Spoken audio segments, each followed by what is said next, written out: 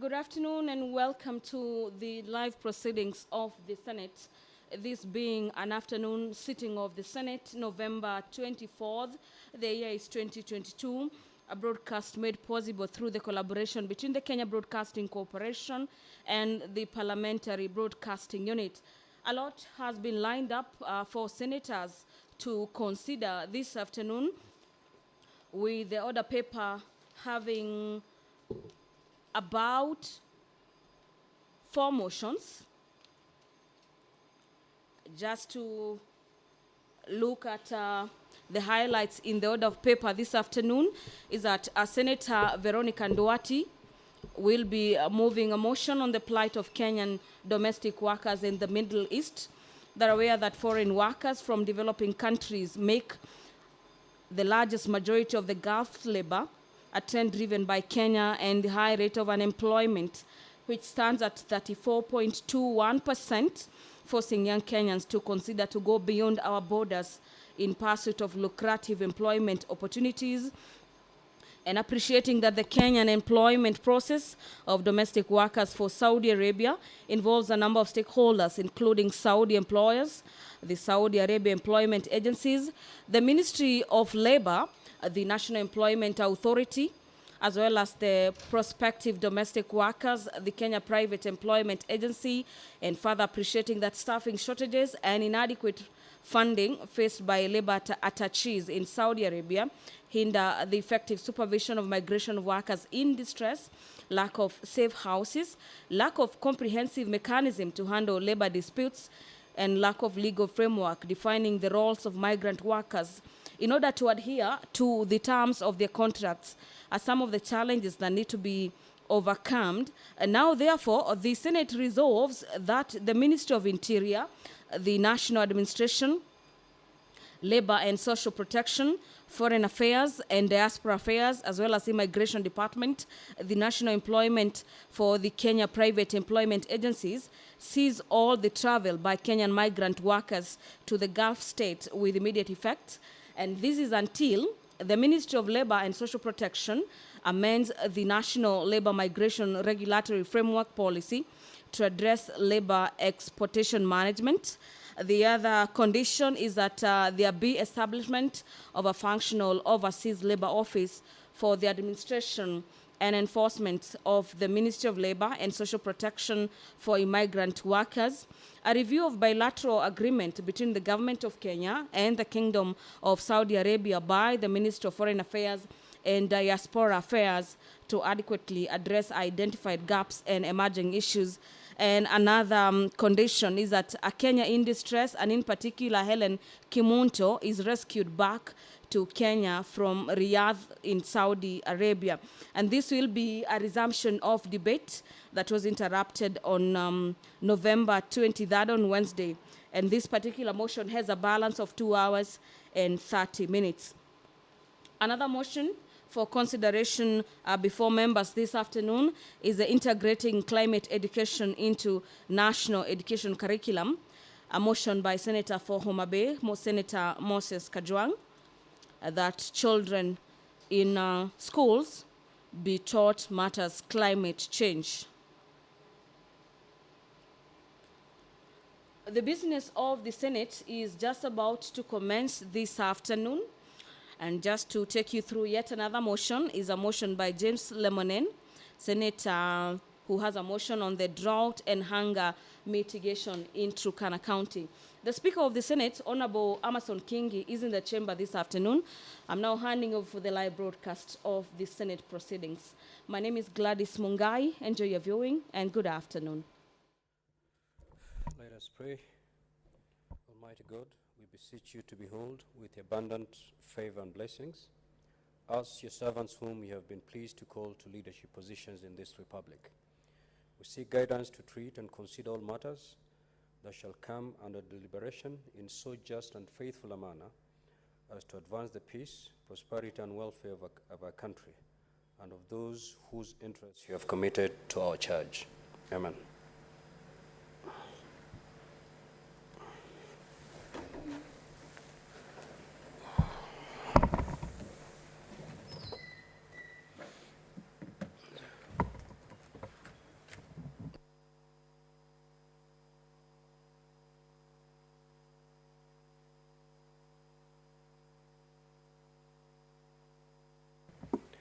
Clerk, kindly establish if indeed we have quorum.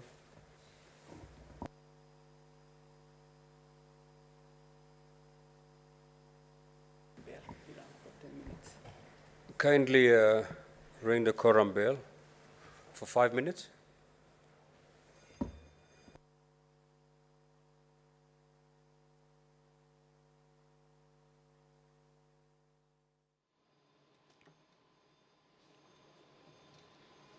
The Speaker has authorized or directed that the quorum bell be rung for 5 minutes, and this is to allow for more senators to make their way into the chamber this afternoon, to allow for commencement of business this afternoon.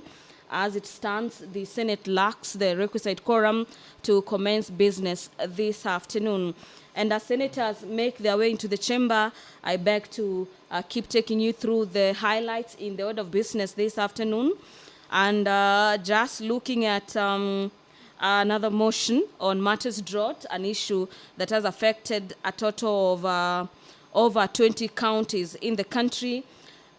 Senator James Lomenen has a motion on the drought and hunger mitigation in Turkana County, that aware that prevailing weather conditions have resulted into drying up of wells, boreholes, loss of pasture, crops, and therefore rendering any form of farming impracticable, and further cognizant that Article 11 of the United Nations International Covenant on Matters Economic, Social, and Cultural Rights places further emphasis on the fundamental right to food and oblige the states to take progressive steps, and this is towards achieving full realization of the right to adequate food. The Senate urges the Ministry of Agriculture. Standing order number 1 in the following order. You are very much aware, Mr. Speaker, that more than 3/4 of the members of this House are in Juba for a parliamentary event. So this is one such situation where there are 2 sittings of parliament going on concurrently. So it will be wrong for us to calculate the quorum of 15 using the sitting here in Nairobi alone. You should use the sitting in Nairobi and Juba as well, Mr. Speaker. So, given the forbearing, Mr. Speaker, would I be in order to request that the quorum in Juba is known, the quorum here is known, that you permit for the next few days, between today and the whole of next week, when there will be 2 concurrent sessions of parliament going on between here and Juba, to allow that whenever we are gathered like this, so long as there is a satisfactory number of members, as there is right now, that the proceedings of the House go on, Mr. Speaker. Otherwise, it might be difficult to raise the 15, especially here in Nairobi, given the popularity of the Juba sittings, Mr. Speaker. Thank you, Mr. Speaker.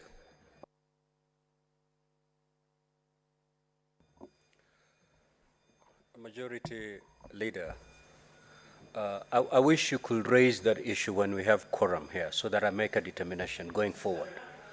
So, absolutely.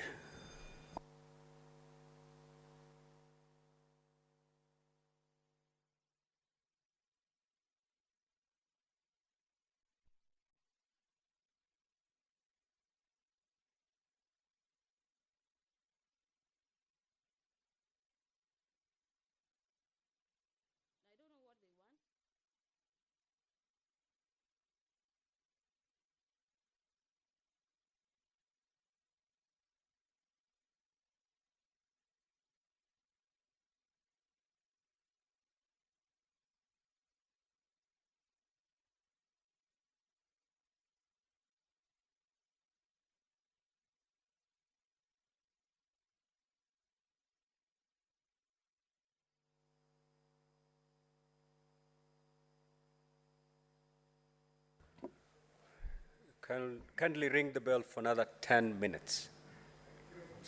10 minutes.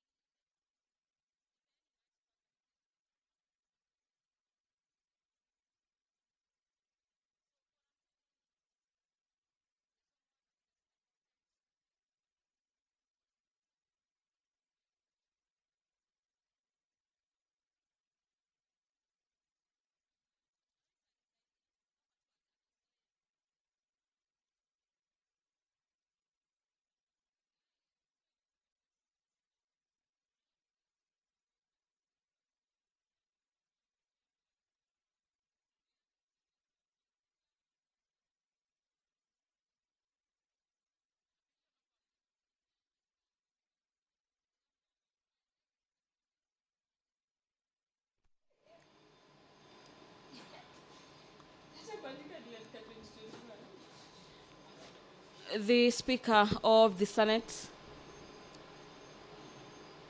has directed that the quorum bell keeps ringing for 10 minutes, and this is despite a request by the Leader of Majority, Senator Aaron Cheriot, that the House does not consider the members currently in the chamber to determine if indeed the House has the requisite number to commence business this afternoon.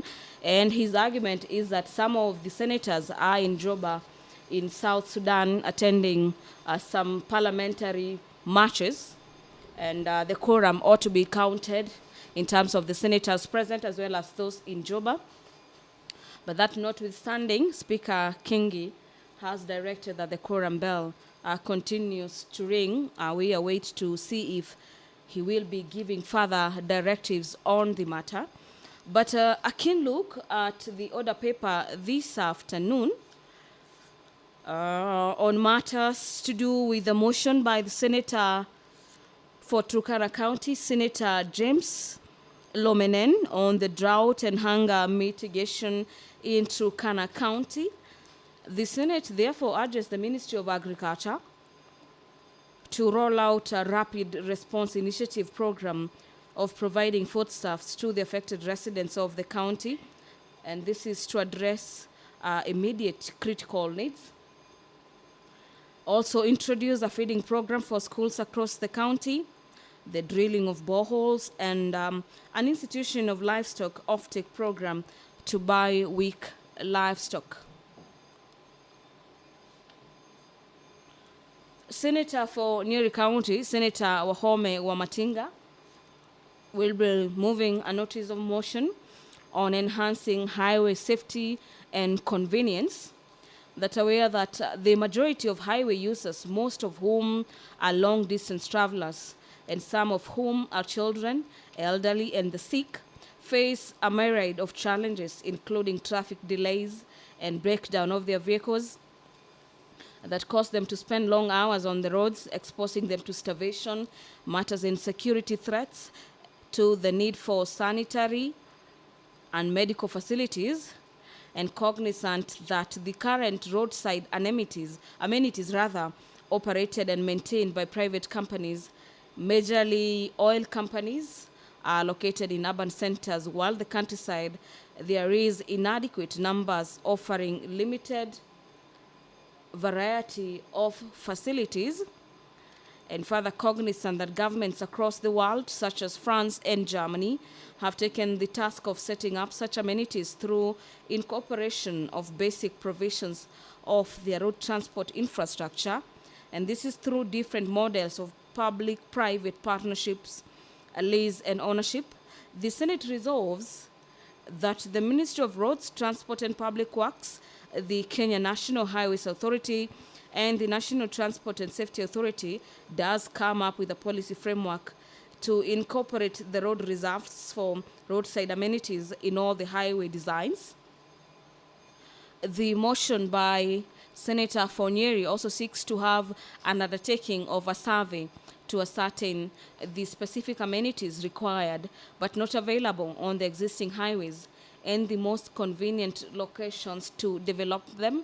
And finally, development of the public-private partnership guideline on leasing of road reserves to developers, financing the construction of amenities, and packaging of incentives to attract investors.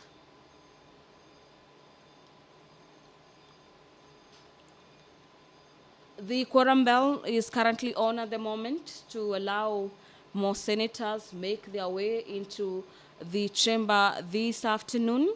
And pursuant to Standing Orders 52, subsection 1, the Senator for West Pokot County, Senator Julius Murgol, will be making a statement on the importance of establishing women's self-help groups, especially in conflict-prone areas. The nominated Senator Hamida Kibwana will be making a statement, and the statement concerns the uprooting of baobab trees in Kilifi County for transplanting to the United States. And finally, into or considering matters standing orders number 52 subsection 1. Nominated Senator Catherine Moma will be making a statement regarding the prevalent inequity in the registration and issuance of the national ID cards.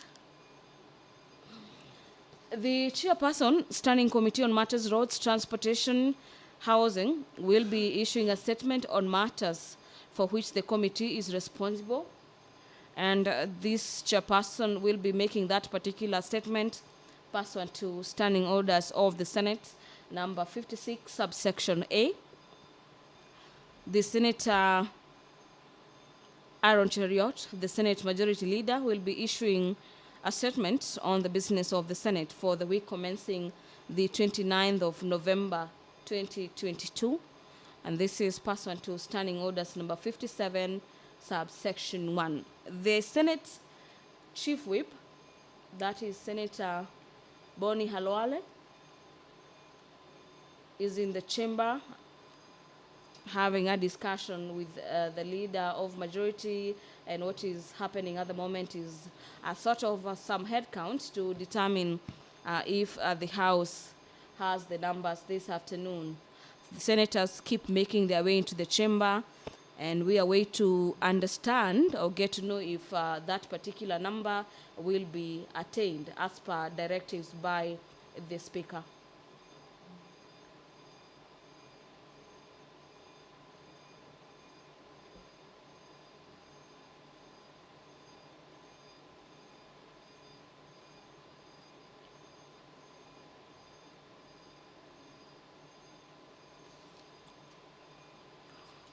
The Senator for Taita Taveta County, Senator Jones Maruma, will be seeking statements, and his first statement is from the Standing Committee on Matters Devolution and Intergovernmental Relations regarding the county boundary cut line between Taita Taveta County and the neighboring counties. The other statement by the Senator for Taita Taveta County is from the Standing Committee on Matters Land, Environment and Natural Resources. And the statement is in regards to the acquisition of land belonging to residents of Ikanga area in Bolombolo Ward in Voi Sub-County in Taita Taveta by the Kenya Airports Authority.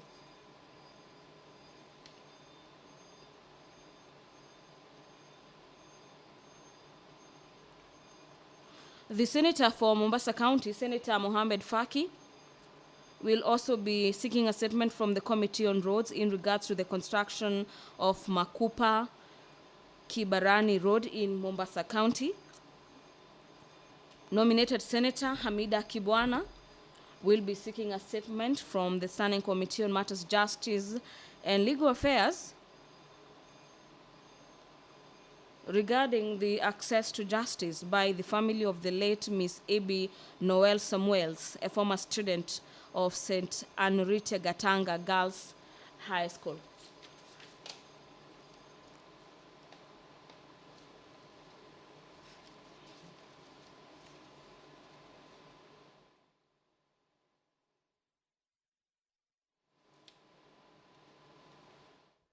Kindly ring the bell for further 10 minutes.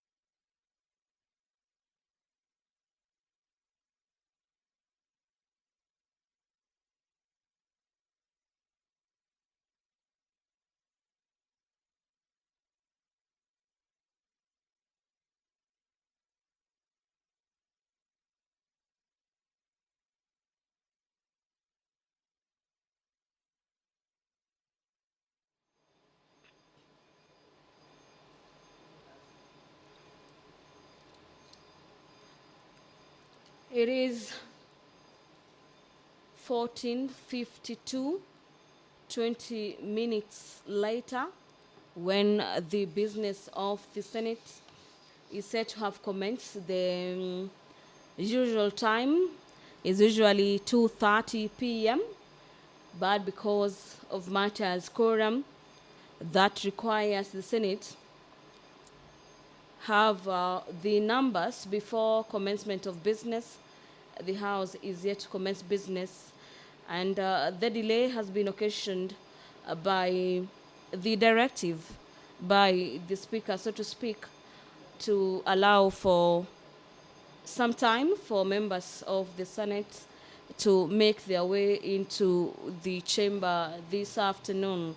It is a full in tray order paper with a lot to be considered by senators this afternoon, lots of motions.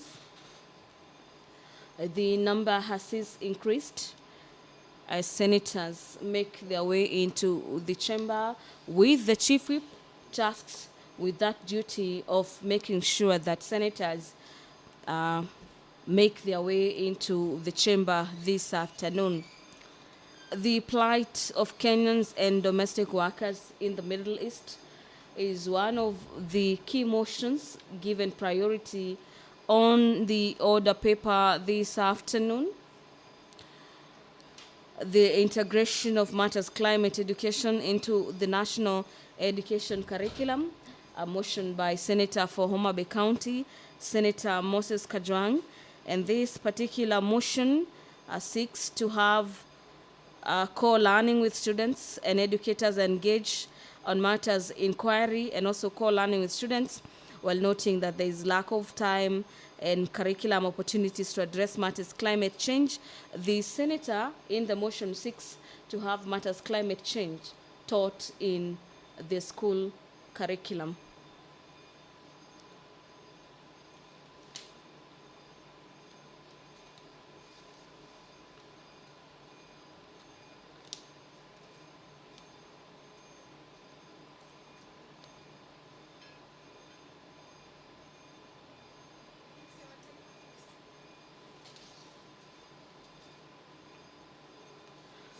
Any minute from now, the Speaker, Honorable Moses Amason Kingi rather, will be making communication to members of the Senate this afternoon.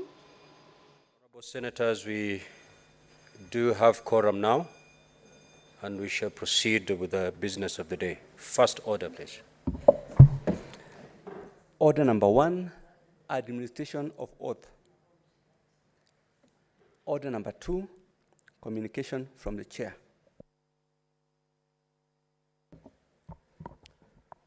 Honorable Senators, I would like to acknowledge the presence in the public gallery this afternoon of visiting teachers and students of grade 5 from Emerald International School in Nairobi County, who are on an education tour in Parliament.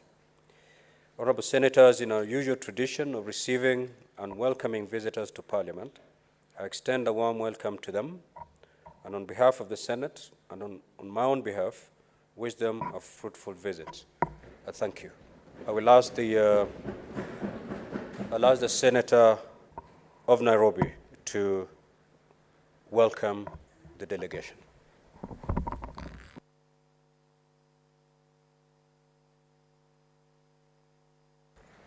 Thank you, Mr. Speaker. I was starting to get worried that perhaps we will not get to acknowledge our visitors today from Emerald International School.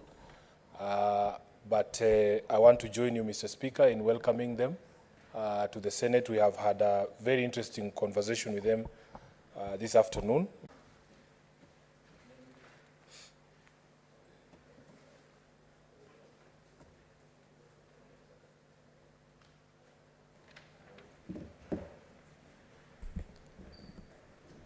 Thank you, Mr. Speaker.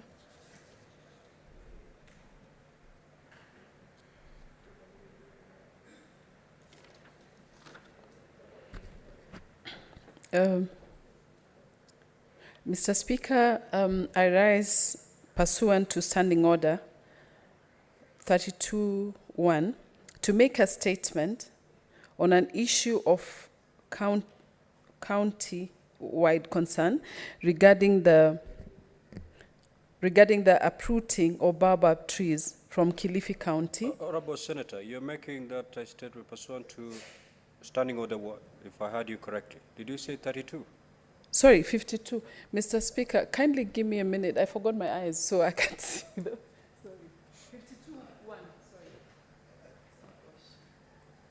I thought I would be able to read without my glasses. Yeah, actually.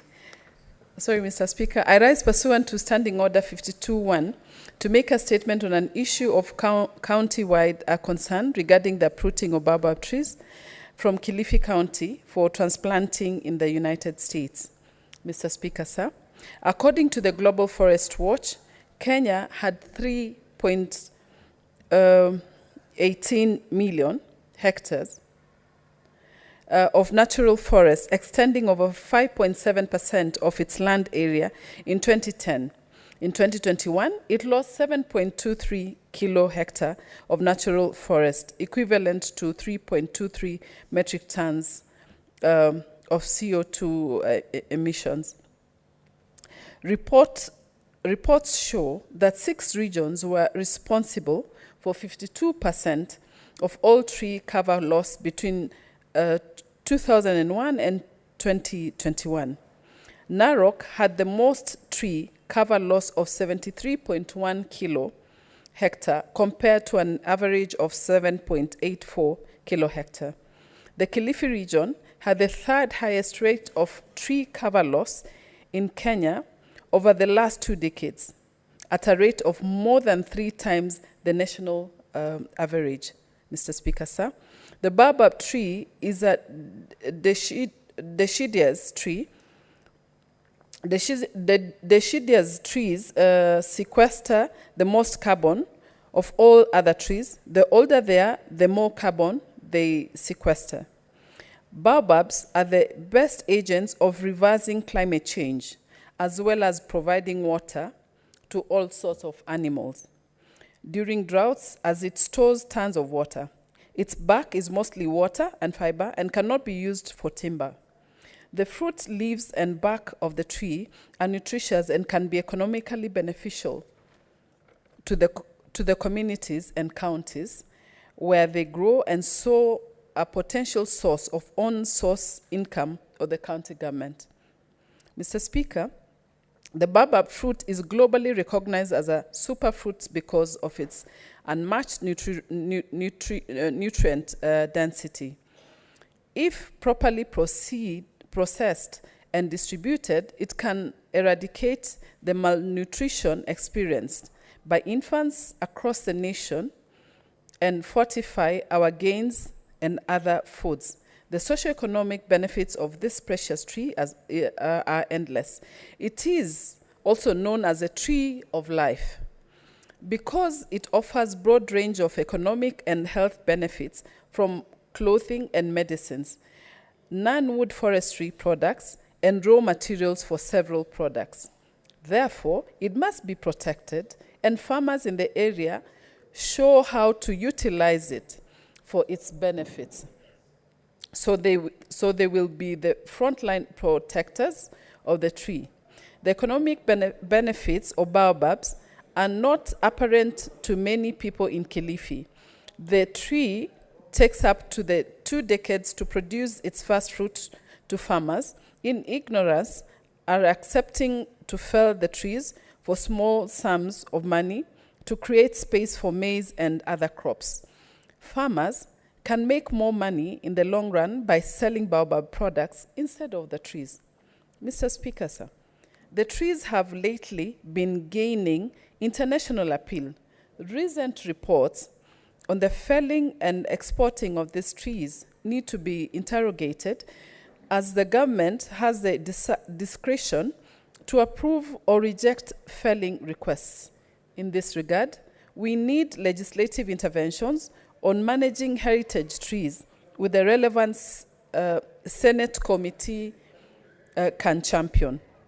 The Nagoya Protocol, an international agreement that governs the conditions for the export of genetic resources and has been incorporated into Kenyan law, requires communities to give prior informed consent of the use of resources and an agreement between whoever is taking them, the government and the community, on how the benefits should be shared.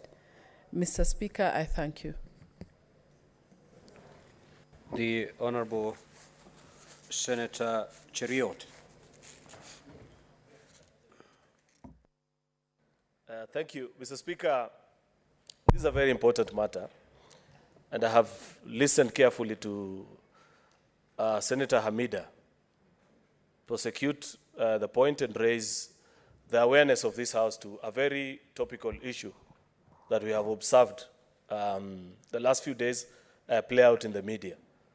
And there are two things that I want to say, Mr. Speaker. First of all, we as Africans have the Esau, what I call the Esau syndrome, cheaply selling away our heritage. And it's not just with regards to environmental issues, but the same can be said of virtually every other God-gifted heritage that is unique to Africa alone. And Kenya is not spared of this unfortunate phenomenon, Mr. Speaker. It's unfortunate how we got here as a country, that either a county government, an environmental officer, or I don't know who granted this license or the permission to actually take such a callous move and impoverish our natural resources by sharing it with other people and ensuring that they go and perhaps do better with it than what we have already done. Senator Hamida has pointed out to the benefits of having this tree, Mr. Speaker, to the environment, to nature, for the aesthetic value that it serves to the residents of Kilifi and across the country. There's good reason why those who are interested in purchasing these trees, Mr. Speaker, are seeking it. Shouldn't we, in this day and time, Mr. Speaker, be first pausing and reflecting why somebody can travel thousands of miles all the way from Europe to a little town in Kilifi County and want to import these particular trees?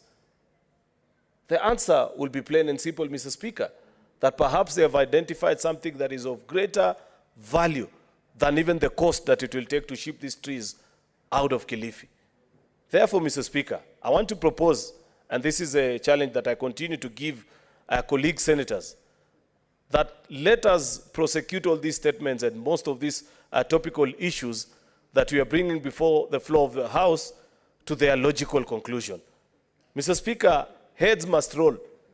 Precedents must be set so that not only now, but also in the future, should any officer who is in a position of authority and able to give authority to people that are seeking things that are of natural heritage to the country, not just make the kind of careless decision that has been made. I have seen the statement from the Minister of Environment, the former Senator, Soipan Tuya. I have seen her statement on this particular matter, but that alone is not enough. It is good for us to know where is it that there is laxity in our laws that allow, just by a stroke of a pen, a single county government official to allow people to ship very treasured trees out of this country. It is us as the legislators to find that particular gap and seal it.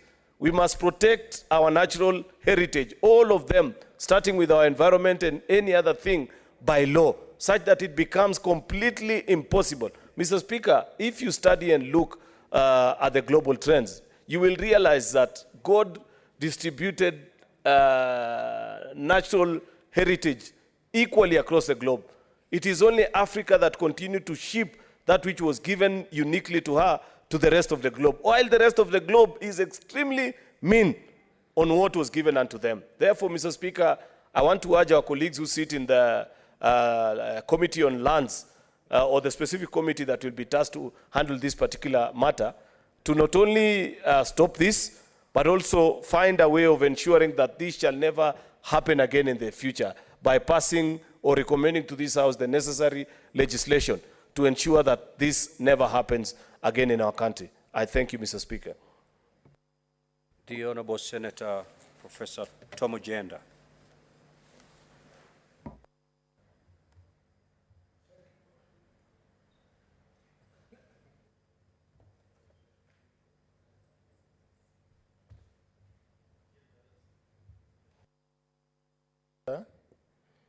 May I support the statement by Senator Hamida as being particularly important for the environment.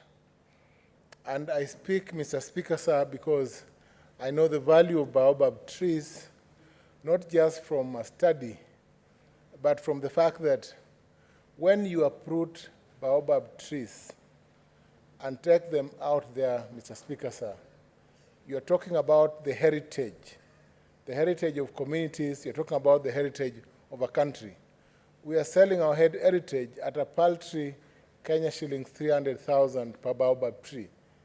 I believe, Mr. Speaker, sir, that this country, under the framework of law that we have, the Environmental Management and Coordination Act 1999, which creates a framework that not only conserves, Mr. Speaker, sir, but that deals with questions of the future, deals with questions, Mr. Speaker, sir, of the principle that ensures that we do not waste our environment, Mr. Speaker, sir. Mr. Speaker, sir, the precautionary principle is a principle of law enshrined at Section 3 of MCA, and the precautionary principle demonstrates, Mr. Speaker, sir, that we should not destroy our environment and should always take precaution when dealing with questions as delicate, Mr. Speaker, sir, as the unknown effects of uprooting baobab trees. I know, Mr. Speaker, sir, that this resource takes thousands of years to grow or to mature. And I can imagine, Mr. Speaker, sir, you from a region where the baobab tree thrives, Kilifi County and Mombasa County, the destruction can never be replaced. It's irreplaceable. I wish, Mr. Speaker, sir, that the agencies that are responsible for giving permits, and that is NEMA, the National Environment Management Authority, puts in place tight measures that are prohibitive, that would ensure that nobody uproots a tree unless they're able to replace that tree. Mr. Speaker, sir, baobab trees are irreplaceable. And I support every bit of the statement made by Amida. And Mr. Speaker, we should be talking about reforestation as a policy by the Ministry of Environment, not uprooting of trees. But the baobab tree is in the same category as the coconut tree, cannot be uprooted because a replacement will take many years, Mr. Speaker, sir. I support. I thank you. The Honorable Senator Tobiko Paris. Thank you, Mr. Speaker. Mr. Speaker, I rise to support the statement by the Senator Hamida, even as the statement gets committed to the committee and may give us a chance of contributing more, Mr. Speaker, we cannot overemphasize the importance of our indigenous trees, Mr. Speaker, the baobab tree being one of them. They are of great value to the communities. They are of great value to the environment, Mr. Speaker. And we have all seen with the continuous destruction of our forests and our tree cover, Mr. Speaker, the kind of situation that it has put this country into and left communities very vulnerable, Mr. Speaker. Mr. Speaker, in her statement, she also mentioned the fact that one of the counties that has lost, a forest cover maybe in a greater speed is Narok County, Mr. Speaker. And Mr. Speaker, it makes us sad, Mr. Speaker, because this is creating, a situation for the kind of situation we are in now of the drought, Mr. Speaker, and also endangering both the livestock and the wildlife, Mr. Speaker. Narok has been, the home of the wildlife. Narok has been the county priding itself with conservation, Mr. Speaker. And it is sad because we lose the forest cover, we will lose including the wildlife, Mr. Speaker, and we will lose foreign exchange, Mr. Speaker. Mr. Speaker, so I support the Senator Hamida's statement in its entirety, and we should really insist that NEMA and the other agencies that are involved should come out clean, should be protecting our environment and not possibly making quick money out of licensing, Mr. Speaker. Mr. Speaker, they must not license what will destroy us and the generations to come. Thank you, Mr. Speaker. The Honourable Senator Catherine Muma.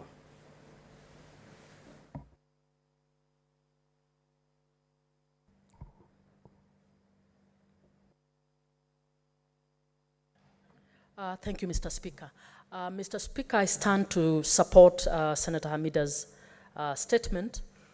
And Mr. Speaker, I think it's high time as Senate we called the national government to play its role in ensuring that it sets standards and monitors the enforcement of those standards in this country. Mr. Speaker, we are losing quite a lot in terms of national heritage. Mr. Speaker, our forests are being depleted. If you look at Kakamega Forest, the only tropical forest in the country, has actually been depleted because of activities that were allowed by officers who were in charge of forests, officers who were in charge of standards. And what is happening in Kilifi, Mr. Speaker, is similar to what is happening. We have a few people who prioritize making money over protecting this country. Mr. Speaker, under devolved governance, the national government is in charge of putting policies in place, national policies, setting standards and enforcing those standards. I'm afraid in the past 10 years, we have seen a laxity in the national government playing its role under devolution to ensure that standards are enforced. Mr. Speaker, I don't know why that is happening, because most of the functions they were carrying out have now been devolved. So you would expect that we will have better setting of standards, better enforcing of standards, so that we don't lose or look ridiculous to the rest of the world as everybody wonders why we would do things like what is happening in Kilifi. Mr. Speaker, it has been left to ordinary Kenyans to try and protect their heritage. Coming Saturday, locals of Kakamega have organized a marathon in support of Kakamega Forest, a marathon that happens every year to raise funds in support of reviving the Kakamega Forest, something that should be the business of government, but the government doesn't seem to care. The Mau Forest has been depleted because the government doesn't seem to care. Mr. Speaker, as we support this, we possibly should actually summon those concerned, including NEMA, to explain what is the difficulty in ensuring that we protect the heritage of this nation. Mr. Speaker, Kilifi happens to be your county. And I believe as a Senate, we want to support and to ensure that we reverse these shameful activities that are happening, so that as a nation we can send a message to those concerned to know that we cannot allow our country to be mortgaged in the manner it is happening. I suggest the relevant committee that you may refer this matter to may want to go further and find out exactly why one would be interested in uprooting a whole tree and taking it across the seas, and how this actually happened. Mr. Speaker, I support. Honorable Senator Katuri Murungi. Thank you, Honorable Speaker, for giving me this opportunity to make a comment on this important statement by Senator Kibwana. Actually, when I saw this in the news just the other day, I was really concerned as a Kenyan. Because, Mr. Speaker, if you saw how that tree was rounded into the trucks so that it can be ferried to the US, you'll be surprised what they want to go and do, whether they want to go and plant it again, the whole of it, or what value or use they want to do. Mr. Speaker, if you could name a National Environment Management Authority is tasked with the management of our environmental issues. And Mr. Speaker, if anybody could be asked through public participation whether to allow baobab trees to be transported to the United States of America, no Kenyan could have accepted that to happen. So, Mr. Speaker, the first thing is even to know how maybe the merchant was allowed, how that the environmental impact assessment license was issued, so that we can get to the root of this matter, Mr. Speaker. Mr. Speaker, there are so many projects which have been around to happen in very funny ways, sometimes even building on riverines. And you wonder how these licenses were issued to the developers. So, Mr. Speaker, I think also it is the right time. Maybe we are sitting on on gold through the baobab tree. Because if you travel towards the coast, Kilifi, Malindi, or Kilifi is in Malindi is in Kilifi, throughout from Mukambani, Mr. Speaker, sir, you realize there are so many trees which are already dead, some are fallen, others are dry.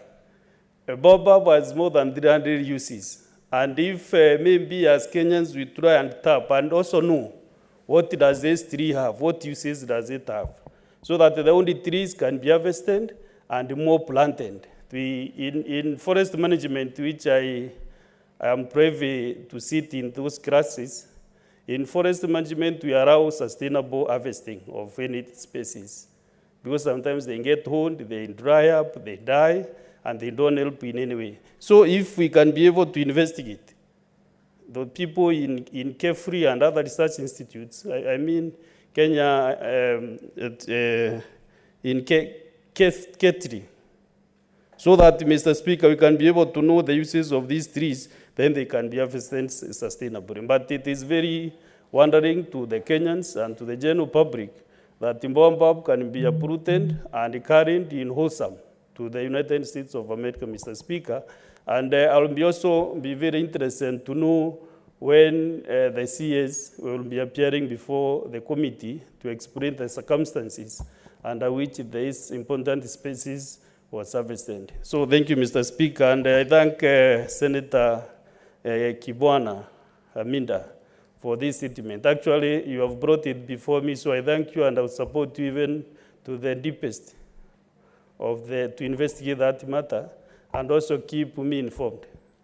Somebody is asking how deep I will help you, but I want to advise her that I will go to any depth that is available so that we can be able to tackle this matter. I thank you, Honorable Speaker. Senator Sifuna.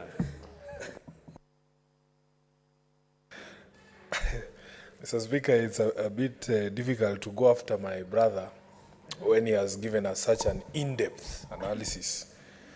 Mr. Speaker, I was introduced to this term biopiracy yesterday. I didn't know it existed. My greatest concern upon learning of this export of these trees was the fact that nobody appears to be in charge, Mr. Speaker.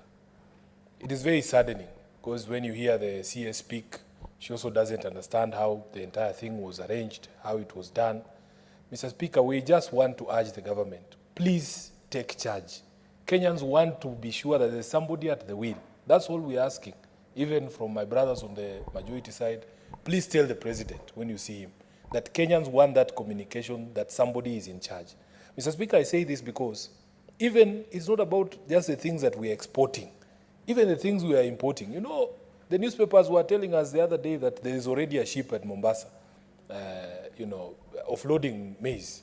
And then the Ministry of Agriculture, I've seen today, saying they are not aware of any ship at Mombasa. You know, Mr. Speaker, I almost called you so that you allow me to take the first available flight, so that I go to the port myself and then I come and report to you whether I can physically see a ship at the port of Mombasa offloading grain, Mr. Speaker. So this issue, all it raises, all the agencies that are concerned, it appears that either nobody is at the wheel or that there is such disjointed communication within government agencies that the left hand doesn't know what the right hand is doing. Of course, Mr. Speaker, for me, you know, as Nairobi, we were also in the midst of a debate just the other day because our governor had suggested that we can import fully grown palm trees from Malaysia. He later clarified that, Mr. Speaker, there would be donations. But I'm aware that people move fully grown trees for purposes of, for ornamental purposes. So that if you want to set up your boma quickly, if you are a young man like Lelegwe, and you only started your boma recently, and you have visitors coming, and you want to show that they are already mature trees, that people have been living there, you can come to my home and cut away a few grown trees, so that it looks like people are living there, that you knew you needed trees in the first place. So I am sure that the purpose for this you know, biopiracy was for those ornamental purposes. But Speaker, all we want to be assured is that really the people at the ports, the people who are responsible for issuance of licenses, the people who are in charge of government are aware of what is happening. So that when we ask questions, we are not told, oh, we don't know who in KFS issued the license. I had my brother, Senator Aaron Cheruiyot, who is the person who should be telling us, because he's the one who speaks on behalf of government, who should be telling us this is the person who issued this letter, and this was the purposes for which these trees were being moved. Is this legal? Is this permissible? If we have a government that only reacts to outrage on social media, Mr. Speaker, then we might as well have these group admins who are, they say it all on social media, running the country, because they are the first ones to get this information. So I want to support that, in fact, we need to take care of our environment, we need to protect our species. If we are going to export the way that our governor also suggested to import fully grown trees, at the very minimum, let the agencies that are responsible be able to answer questions when Kenyans ask them, and not to pass the buck or tell us that they don't know. I thank you, Mr. Speaker. Honorable Senator Kenywa. Asante Bwana Spika, na nasimama kuunga mkono taarifa hii ambayo imeletwa na Hamida. Kwanza kabisa Bwana Spika, lakini hata nikiunga mkono, kuna maswali ambayo tunapaswa tujiulize. Swali la kwanza tunapaswa tujiulize, kwa nini hawa ndugu zetu wanang'oa hii miti ya mimbuyu na kuiuza? Nilipokuwa nikitazama runinga Bwana Spika, niliona wakulima wa kutoka Kilifi wakisema ya kwamba sasa wamepata afueni. Angalau wanaweza wakapanda mboga, wakapanda mahindi na wakapanda chakula kile kingine ndio waweze kupata lishe. Kwa hivyo jambo la kwanza tunapaswa kuwa tukilizingatia na kuliangalia kwa undani, Wakenya wanaoishi, na si wao peke yao Bwana Spika, si watu wa Kilifi wale ambao hii miti ya mimbuyu iko. Ukiangalia hata sehemu ambako Seneta Kadhuri ametoka, unapata miti ya majani chai, miti ya kahawa. Inafika wakati hawa ndugu wakulima wanaing'oa kusudi waweze kupanda mimea ambayo itawapatia faida. Kwa hivyo ni jukumu letu na ni jukumu la serikali kuonyesha wananchi manufaa ya ile miti. Na manufaa itapatikana tu ikiwa itampatia mtu kuweza kupata lishe yake.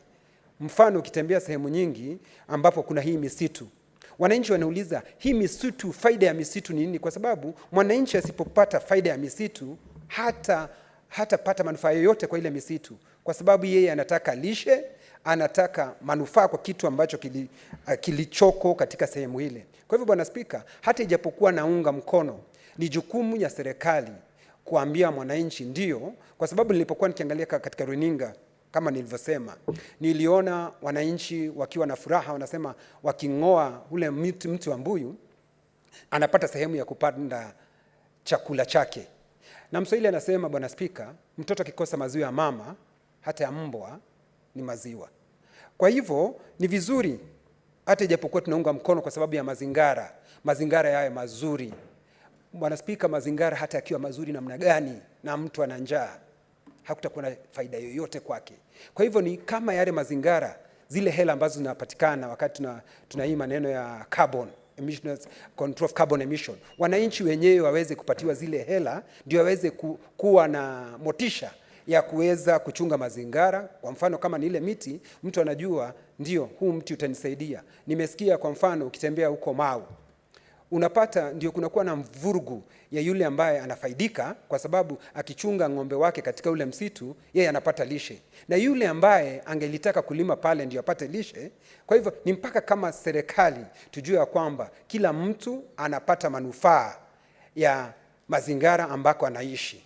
Bwana Spika, hiyo nadhani ingelikuwa ni nzuri zaidi. Kwa hivyo kamati, vile ambavyo ningependa kuhimasisha hii kamati, ni waangalie na watafute jambo la kudumu kwa mtu yoyote, kwa sababu tunaweza tukasema ndio miti iling'olewa na ikabebwa. Bwana Spika, kama mwananchi angejua umuhimu wa ile miti kung'olewa iondolewe, angekataa, angepigana ule mti using'olewe kwa sababu anajua manufaa yake. Lakini ikiwa ule mti atauza katika nchi za Uraibuni, Bwana Spika, na aweze kupata lishe, basi anasema liwalo na liwe. Kwa sababu ule mti umekaa, nilipokuwa nikisikiza, nilisikia miti hii ya mimbuyu imekaa zaidi ya miaka 300 pale. Miaka 300, miaka 200. Yule jamaa akiangalia anasema huu mti umekaa hapa miaka hiyo yote na hajaona manufaa yake. Ikiwa mtu wenyewe ukiuzwa atapata 10,000, watoto angalau wapate karo, anaona hiyo ni nzuri kushinda mazingara yake. Kwa hivyo Bwana Spika, kamati yetu ambayo najua taarifa hii utaelekeza kwao, wanapaswa watafute suluhu za kudumu, ndio tuweze kupata manufaa mpaka milele. Si kwa leo tu tuseme ya kwamba ndio hii miti ni mizuri, lakini baadaye Bwana Spika, wananchi wenyewe hawaelewi faida yake, kwa sababu tukiwamalisha wananchi faida yake, watakuwa wewe wenyewe ndio watakuwa akilinda mazingara. Lakini tusipowaambia faida yake, Bwana Spika, nimetoka Laikipia, mahali ambapo tuna mashamba makubwa, kuna miti mingi, lakini wananchi wanasema ndovu wanatoka katika yale mashamba, wanakuja wanakula katika mashamba yetu, wanakula mimea yetu, na hawapati faida yote katika zile ambako hawa wanyama wamefugwa, Bwana Spika. Kwa hivyo unapata hawa wananchi wataenda pale wakate ile miti kwa sababu hawapati faida yoyote. Kwa hivyo faida ni mpaka ionyeshanwe kwa wananchi, ndio waweze hata wao kufurahia na waweze kuwa wao ndio watakuwa akilinda mazingara yetu. Nashukuru Bwana Spika, na naunga mkono taarifa iliyoletwa na Hamida. This statement is referred to the relevant committee for consideration and reporting. The Honorable Senator Catherine Muma.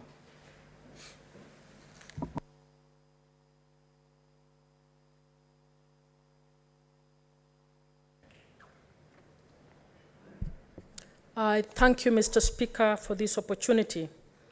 Mr. Speaker, I rise pursuant to Standing Order number 52-1 to make a statement on a matter of national concern regarding the prevalence of iniquity in the registration and issuance of national identity cards. Mr. Speaker, the Constitution of Kenya and Article 12 guarantees every citizen access to any document of registration or identification issued by the state to citizens.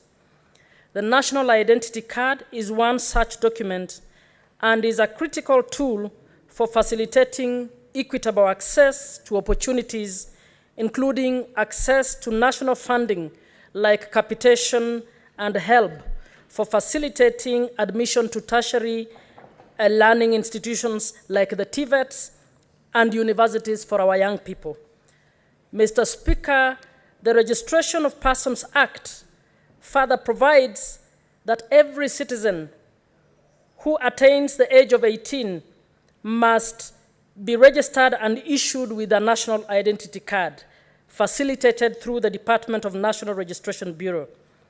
This implies a mandatory responsibility on the issuance of the identity card to all eligible persons. Indeed, Section 9 of this Act requires that this be done within 30 days of registration of anyone. Mr. Speaker, the expectation of the Constitution and the law is, however, not met in practice. The issuance of identity cards is not equally implemented in this country, Mr. Speaker. Access to the ID has become problematic in some regions in this country. It is problematic to some rural areas in Western Kenya, in Nyanza, which I'm aware of, and I know it is also problematic in northeastern and some of the coastal regions. The process is particularly laborious and even uncomfortable for our brothers and sisters in northeastern who on the border towns and others who are in border towns like Busia and Namanga. Mr. Speaker, there is also a history of politicization of the issuance of IDs by past regimes that have usually suppressed ID issuance to regions perceived not to support incumbent governments. Mr. Speaker, the Senate will agree with me that the effect of the situation I described clearly violates the rights of the affected citizens of Kenya. I wish to single out secondary final year students, most of whom turn 18 in Form 3 and Form 4 or immediately thereafter. Those who fail to get the IDs on time lose out on accessing next-level opportunities for their tertiary education. Mr. Speaker, we have very many needy students who would not go to any tertiary institution unless they have capitation or help that we currently provide as the public provides. And when they cannot access these funds, Mr. Speaker, they have to fall out of school. Mr. Speaker, you may know that to access help or capitation, one of the requirements is that you must give your ID. So what we are saying is that if this child is not able to get their ID on time, then they just fall out of school because their parents cannot afford for them to join those tertiary institutions. The Senate will agree with me that the effect of such delays is to violate the rights of these students, to marginalize them further, and to even stigmatize them because they then don't see the need of continuing with education because their peers have moved on and they don't have anything to do. Mr. Speaker, when some of these students fail to join the tertiary institutions, the logical next step for them is to do some business or enter into some employment. Again, the opportunities in business, including accessing the empowerment funds like the newly established Hustler Fund, can only be disbursed to those with IDs. So this chain of misfortunes keeps following these needy students and marginalizing them further in this nation. Mr. Speaker, it's no wonder that we are perpetuating poverty as we move on. Mr. Speaker, this menace can actually be cured by facilitating school-based registration and issuance of IDs in a very simple administrative action that can be adopted and achieved through the collaboration between the Ministry of Education and the Registrar of Persons to deliver this important empowerment tool to our Form 4 leavers. In view of the gravity of the issues that I raise, Mr. Speaker, I request that the matter be referred to the Standing Committee on National Security, Defense and Foreign Relations to look into the following issues. One, to outline the measures that can be put in place before the end of January 2023 to create a system that can fast-track the processing and issuing of national identity cards to Form 4 students every year to enable them to equally access tertiary institutional admissions and business opportunities in a timely manner. Two, to inform the Senate on what can be done to facilitate equitable access to IDs in a timely manner to all citizens of Kenya who attain age of majority in all regions. 3, to indicate ways in which the government is addressing delays in issuance of national identity cards to Kenyan citizens in border counties. And 4, to propose solutions to streamline the process of registration and issuance of national identity cards to eliminate the corruption and transactional operations by officers involved, as well as the politicization of this process. I thank you, Mr. Speaker. This statement is referred to the relevant committee. The statement by Honorable Senator Julius Murgu, the statement by Honorable Senator Jones Mwaruma, and the statement by Honorable Senator Mohamed Faki are deferred to another date. Senator Hamida, make a request.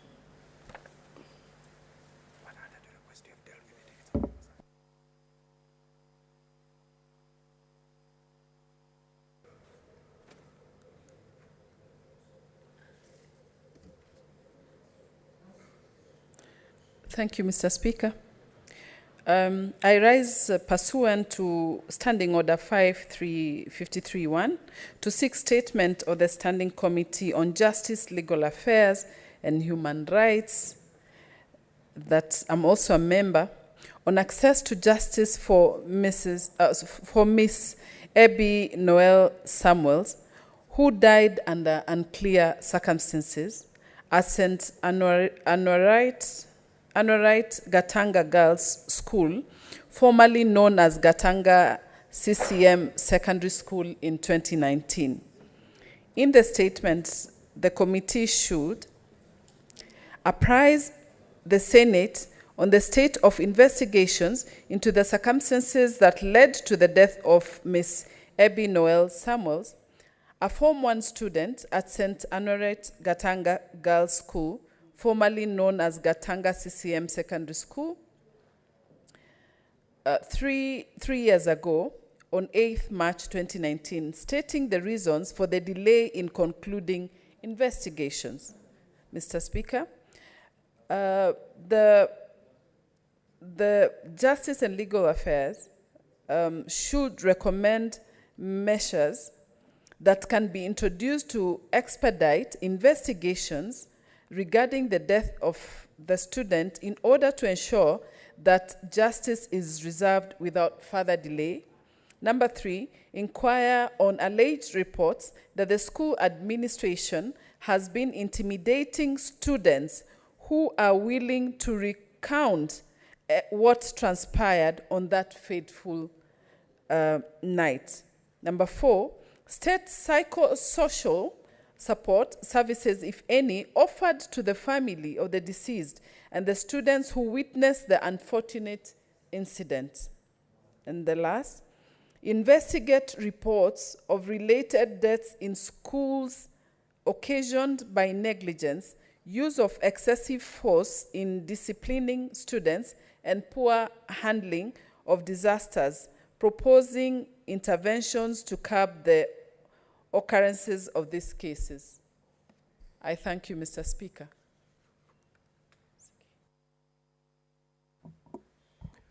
Senator Lelegwe.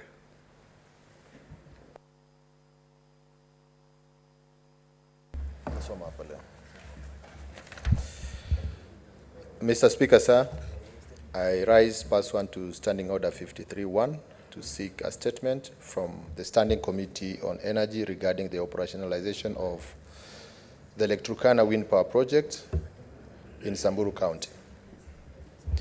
In the statement,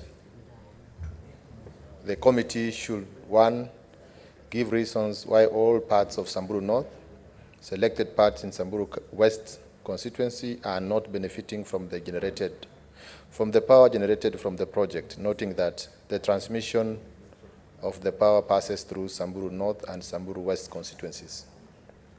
2, state when the power substations will be set up in the county so as to step down power to benefit the residents. Disclose the benefits sharing formula for the locals, stating the number and percentages of employees employed by the project since it began its operations, shedding light on allegations that the project is importing non-technical labor. State the corporate social responsibility projects being undertaken by the management of the Lake Turkana Wind Power Project in the county, and state the future expansion of the project into the rest of Samburu County, noting the wind potential available, tabling the assessment reports, if any, that was used to determine the project viability in the county. I thank you, Mr. Speaker. Thank you. The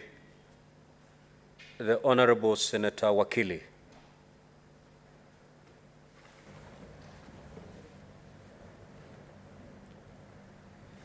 Members, once the Honorable Senator Sigei makes his statement, I will allow 10 minutes interrogation on the statements that have been made from Senator Catherine Muma, finally to Senator Sigei.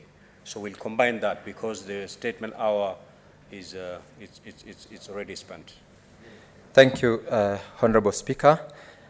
I rise, Mr. Speaker, pursuant to Standing Order 53-1 to seek a statement from the Standing Committee on Labor and Social Welfare regarding claims of discrimination against locals in job opportunities by Bomet University in Bomet County. Mr. Speaker, in the statement, the committee should, 1, investigate claims of discrimination by the university administration in recruitment of staff in view of the recent dismissal of non-skilled workers from the local community who had served on casual basis at the institution since its inception and their replacement with non-locals.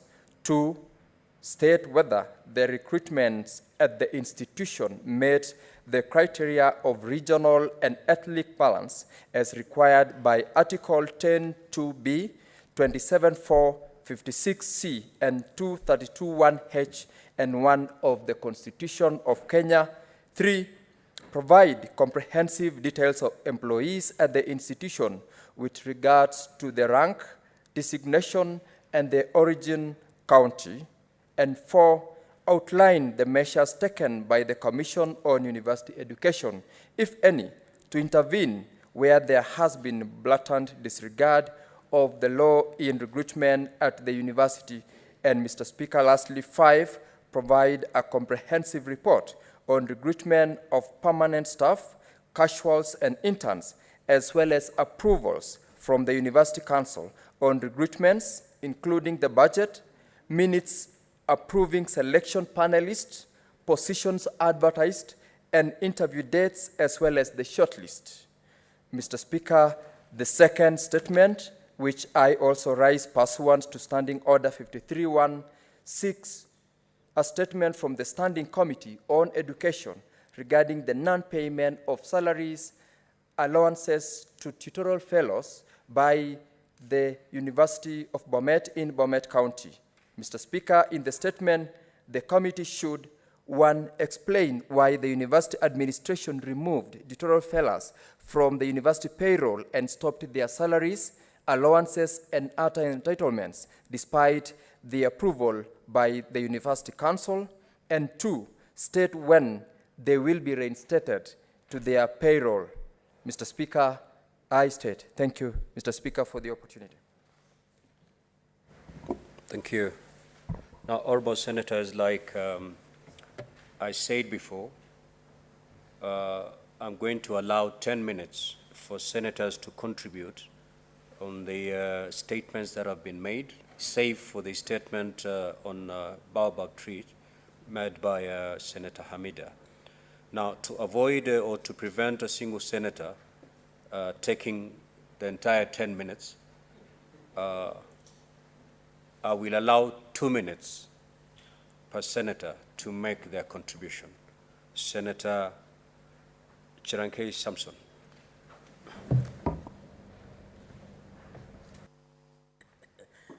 Mr. Speaker, I want to maybe make a few comments on the three statements. One is on the national issuance of IDs. I think I agree with Senator Muma that access to government services is a priority. The problem we have in this country, and I want to urge the Ministry of Interior, is the vetting process that we use to deny access to identity cards to especially Kenyans from northern part of Kenya. I think we need to relook on how we do it. We create access because, Mr. Speaker, when you go to the village, the chief says they are carrying IDs all over. But those people who are the owner of IDs do not have, and I think those are things we can use Huduma Center to use it, Mr. Speaker. On the second statement on Bomet University, Mr. Speaker, under Article 10, talks about the face of Kenya. We are not saying Bomet University should be a bastion of specific ethnicity, but we want fairness and administrative justice according to those people, Mr. Speaker. And therefore, I call the Bomet University to ensure that they pay every Kenyan when you work, Mr. Speaker. Even us here, when we work, we must be paid because we are salaried. So how can those people survive with their families, with rent, with their upkeep, Mr. Speaker? So I think what is happening in Bomet, I hope the Chair of Education should seize the matter, Mr. Speaker, and ensure that these issues are addressed fully. Finally, Mr. Speaker, on the issue that is brought by Senator Lilegwe, Mr. Speaker, is we have asked this question about wind power. And therefore, Mr. Speaker, it should be connected. Every Kenyan should have a right to be connected to national grid to power. Access to power, economic and social rights, Mr. Speaker, in 30 seconds, is that we must be given so that every Kenyan has access to electricity, Mr. Speaker. I thank you for that opportunity. Senator Orobwa Gloria.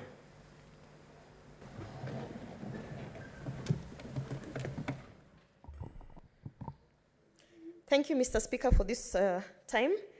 I want to talk about the issue of the IDs.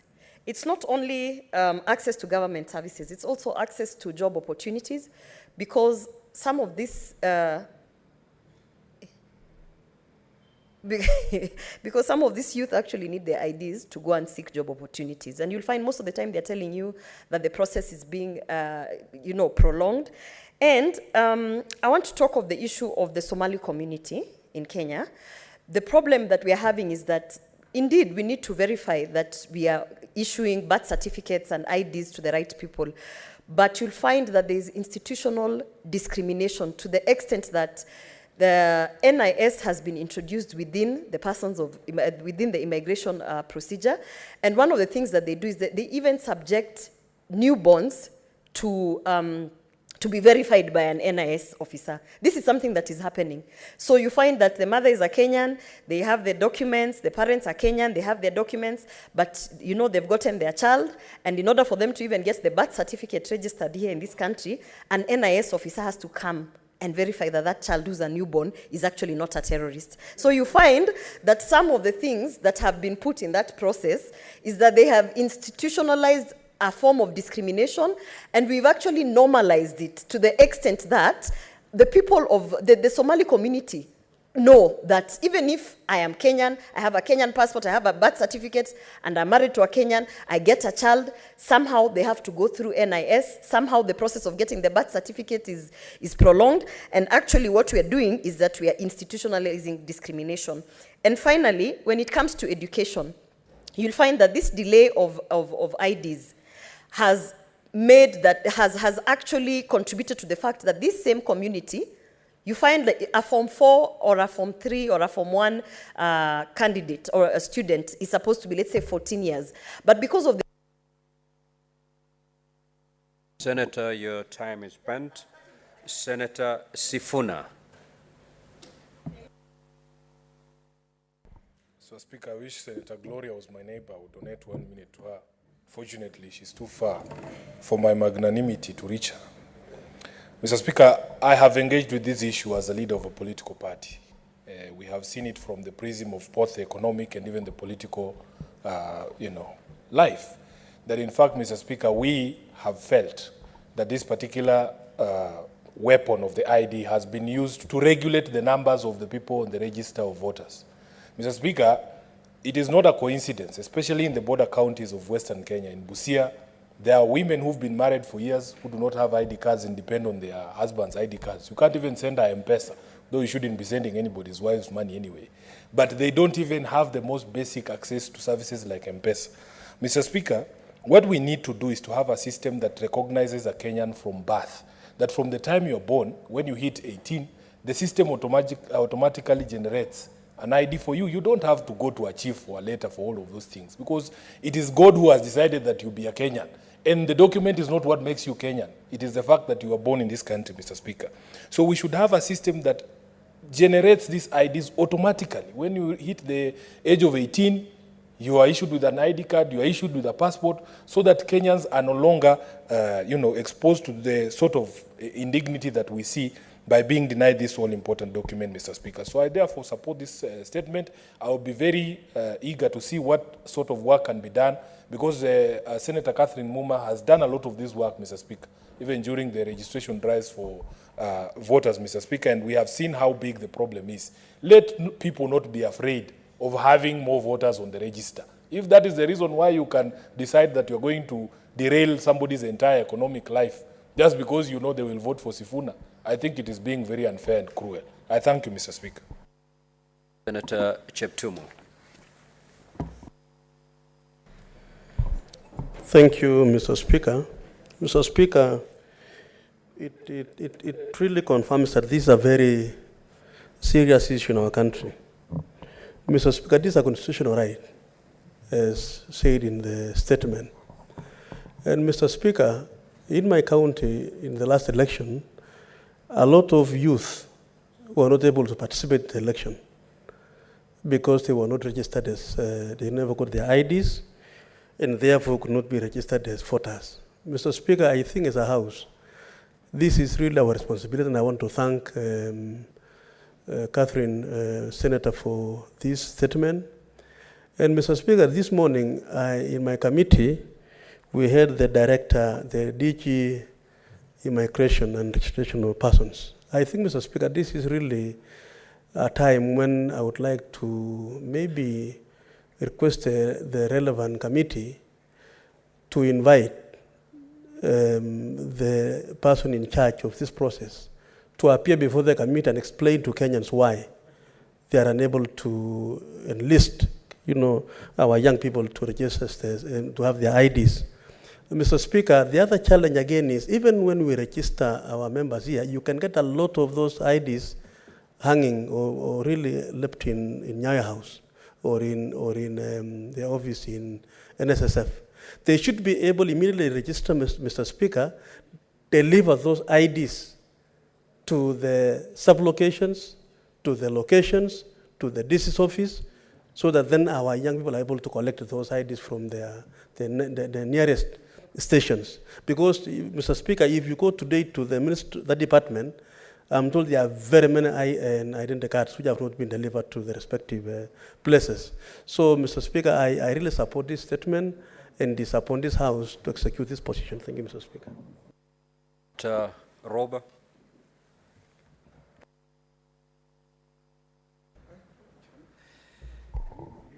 Thank you, Mr. Speaker, and I would like to immensely extend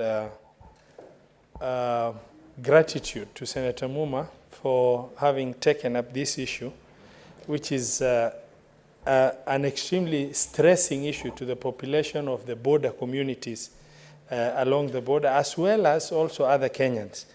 The issue of registration of births as well as registration of IDs is an immortal issue in our, regions, particularly the border communities, and particularly northern Kenya. You find a lot of times discussion is being fronted of the number of voters in that region being very small.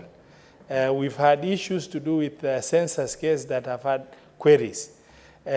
We have people who have gone through the school system and up to Form 4, and yet when they go looking for identification card, they are put through hell.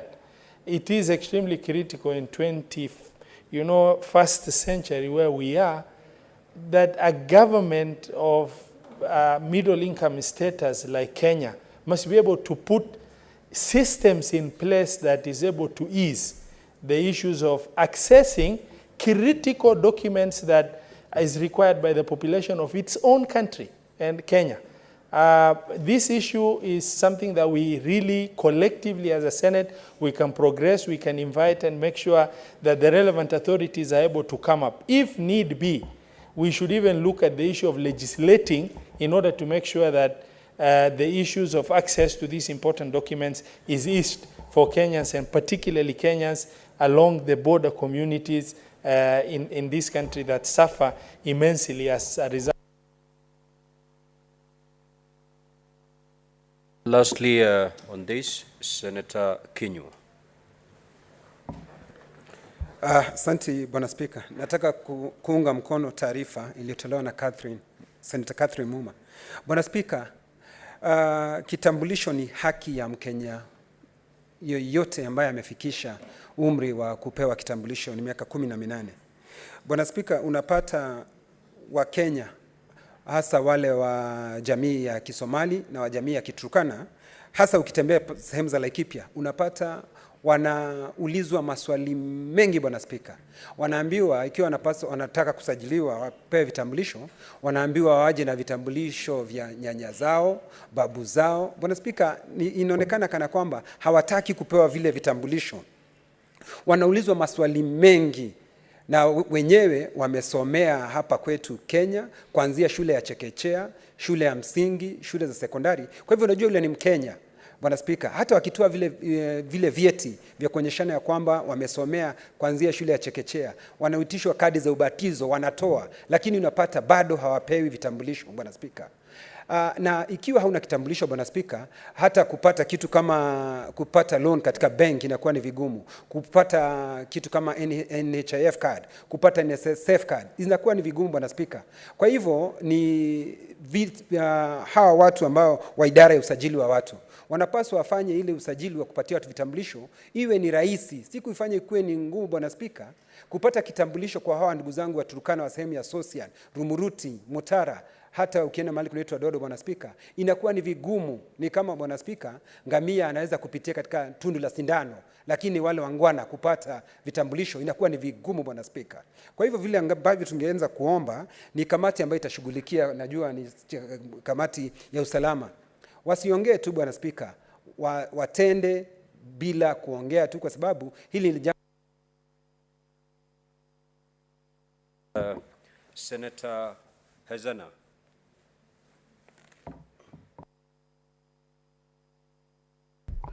And I rise to support this motion by the Honorable Senator Catherine Muma because this is a very emotive issue, and for informational purposes, the lack of ID and the complexity of ID access in this country is marginalizing the youth. And as their representative, I would like to add my voice on this issue, because the issue does not only affect the border counties, but I know of some minority groups in Samburu County who were denied IDs because of political interference, also from political leaders. And it was very sad for me as a young person vying in this country, and I had to facilitate my people to get IDs, people who I grew up with, people who were born and went to the same school with me, people who are legitimately part of Samburu County, but because of some local leadership, they were denied their IDs. So I think we also need, as political leaders, to stop segregation of our own people and ensure that every Kenyan is taken care of and their rights are respected. Thank you, Mr. Speaker. Senator Murango.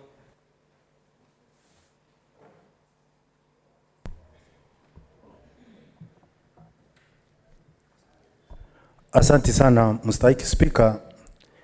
Mstahiki Spika, Waswahili husema mgala muwe na haki umpe. Spika, hii mambo ya vitambulisho imekuwa ni swala nyeti sana sana kwa watu ambao wako na wale tunaita ndio katika vijana. Mimi ni senator wa Kirinyaga na kumekuwa na hali ambayo ni ngumu kuelezea. Ni ngumu sana mstahiki Spika, wakati kijana hana mama wala mzazi, lakini wakati unaendea kitambulisho unaambiwa basi kama wako kuja na kitambulisho ya nyanyako, na kama ya nyanyako hauna leta ya nyanyako. Mstahiki Speaker, hata ukiambiwa ukuje na kitambulisho ya nyanyako huwezi pata, mstahiki Speaker. Kwa hivyo ningetaka niseme ya kwamba ni vizuri kama serikali wakati tunafanya mahesabu ya kupeana vitambulisho pia tuangalie, tusinje tukawa tunagandamiza wale ambao tunasema kwamba tunatetea. Mstahiki Speaker, sahihi ukienda mahali popote, hata kama unaajiriwa kama watchman ama mlinda lango lolote lile, unahitajika kuwa na kitambulisho. Ukienda kutafuta, kama unataka pesa kama hii tunasema tunawapatia mahulukutambu ambao ndio tunaita hasras, ni lazima utakuwa na kitambulisho. Kwa hivyo ili haki ifikie wale watoto wote, lazima pia na sisi tujipange tuweze kuwapatia. Sijui ni kwa nini wakati watoto wanapofanya kidato cha 4 hawezi kupatiwa zile fomu wakanjaza, wenye wanapata vitambulisho mwaka huo na wale watapata baadaye. Kwa sababu ukienda katika zile stakabadhi nyingi za serikali tunajaza mpaka post office box, face address, mahali zile vitu zinafaa kuletwa. Kama tungefanya vile venye tunafanya wakati tunakusanya kondi, ukitaka kujua serikali inajua kwako, nenda ukose kulipa kondi, wanakukujia mpaka kwako. Tungependa pia katika kupeana vitambulisho serikali. Senator Kibwana, and then we move to the next order. Asante Bwana Spika, na mimi nilikuwa tunataka kuunga mkono, naona kama yote yamesemwa, lakini kweli hao vijana wetu wanateseka sana. Hao vijana wetu wale wameingia shule za wapo university, chuo kikuu, pia unakuta wanapata shida pia kwa wao kujiandikisha kufanya mitihani kwa sababu ya hii kitambulisho.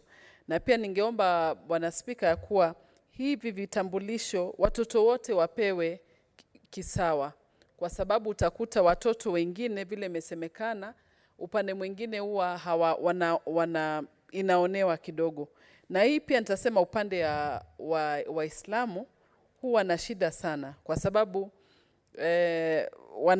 hata wao wanaitishwa vitu vingi, vitambulisho vingi vile vya kujitambulisha ili wao wapewe. Na upande wa vetting pia utakuta sana watoto wa Kiislamu mpaka wapitishwe kwa vetting ndio wapewe vitambulisho, hali wanajulikaniwa ni kijiji gani, wamezaliwa ni mtaa upi wamezaliwa, lakini bado wanapewa shida.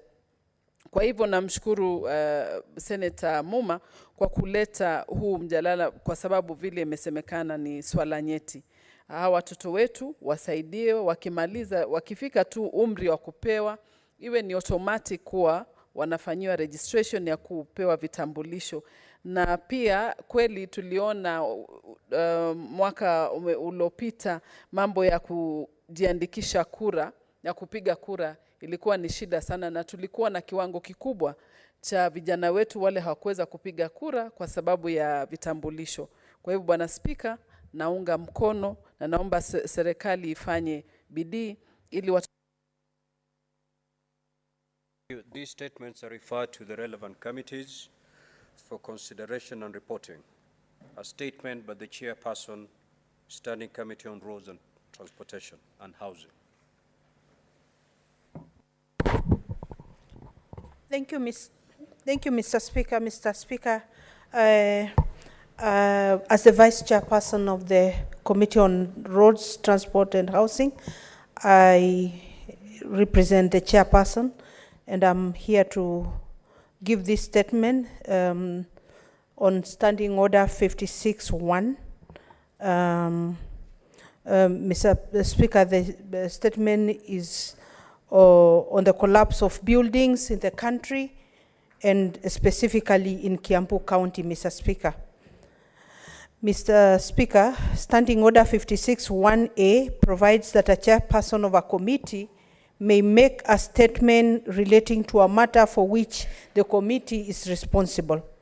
I arise to make a statement on the collapsing of buildings as witnessed in the last few weeks in Kiambu County and Nairobi City County. Mr. Speaker, since August 2022 there has been recorded cases of collapsed buildings in Kirigiti, Ruaka, and Ruiru in Kiambu County, and also in Kasarani, Nairobi City County. The erection of poor quality structures in Kenya has been a menace since the mid-1990s, leading to the collapse of buildings and causing a lot of anguish to Kenyans. This is why both the national and county governments should come up with measures to curb this. Mr. Speaker, sir, the frequent cases of collapse of buildings in Kenya have become a major concern among all stakeholders in the local building and construction industry. According to an audit report on collapse of buildings in the country by the National Construction Authority, NCA, poor workmanship is cited as the leading cause. NCA made the findings following an assessment involving 14,895 buildings. The assessment found that 10,791 of the buildings were very unsafe and either needed to be demolished or reinforced before occupation. The findings means a significant number of Kenyans are living in structural time bombs. Another 1,217 buildings were found to be safe to some extent, and only 2,194 were certified as safe. NCA also found that thousands of buildings in Nairobi exist without the requisite approvals. According to the report, the country has recorded the collapse of 87 buildings over the past 5 years, while an estimated 200 people have lost their lives in the last 5 years and over 1,000 injured as a result. The audit report further states that no action was taken in the case of 10 of the buildings that collapsed, and that only one case made it to the court following public outcry. The report stated that more than 700 buildings, mostly in informal settlements, are at a high risk of collapsing and require demolition. Other causes of collapse of buildings, according to the report, include the use of substandard materials, non-compliance with building standards and regulations, inadequate structural design and overloading, and inadequate maintenance of structures. Mr. Speaker, while deliberating on this matter, the committee made the following general observations: that there is no central depository for data on the failure and collapse of buildings in Kenya, making it difficult for monitoring and evaluation. And B, that duplication of roles, overlap of functions in approval, regulation, and monitoring of construction of buildings spread over various government agencies, and poor coordination of professionals could be the main underlying cause of structural failures and collapse of buildings in Kenya. Mr. Speaker, arising from the many cases of collapse of buildings, the committee will endeavor to query the following. 1, whether the National Construction Authority Act 2011 recognizes the role played by other stakeholders in the construction industry, such as county governments. 2, whether the National Construction Authority has investigative powers on buildings that are collapsing, and should the NCA be granted prosecutorial powers to enforce their own regulations. 3, the role of the Physical and Land Use Planning Act 2019 in the building control process. Number 4, whether the county governments have the technical and human capacity to enforce the building code. Number 5, who is responsible in ensuring that provisions of the Public Health Act CAP 242 are adhered to in the construction process, and whether public health officers have the requisite technical capacity in building processes to enforce the building requirements. Number 6, whether the National Environment Management Authority, NEMA, is well staffed to enforce the provisions of the Environmental Management and Coordination Coordination Act 1999 on environmental protection, including ecological, social considerations, landscape, and water, all of which do not directly relate to the building process. Number 7, which government agency is mandated to enforce the provisions of the Occupational Safety and Health Act 2007 on the requisite standards for measuring safety at the construction site. Mr. Speaker, the committee will further seek answers to the following issues: whether it should be made mandatory to ensure buildings under construction to cater for any eventualities and also serve as a repository of data from insurance companies on the failure and collapse of buildings. Number 9, whether there is adequate quality assurance on construction techniques and materials. Number 10, whether the National Construction Authority has fully optimized its function to oversee the construction industry and coordinate its development. And 11, whether the construction industry laws and regulations have clarity of scope or provide overlapping mandates.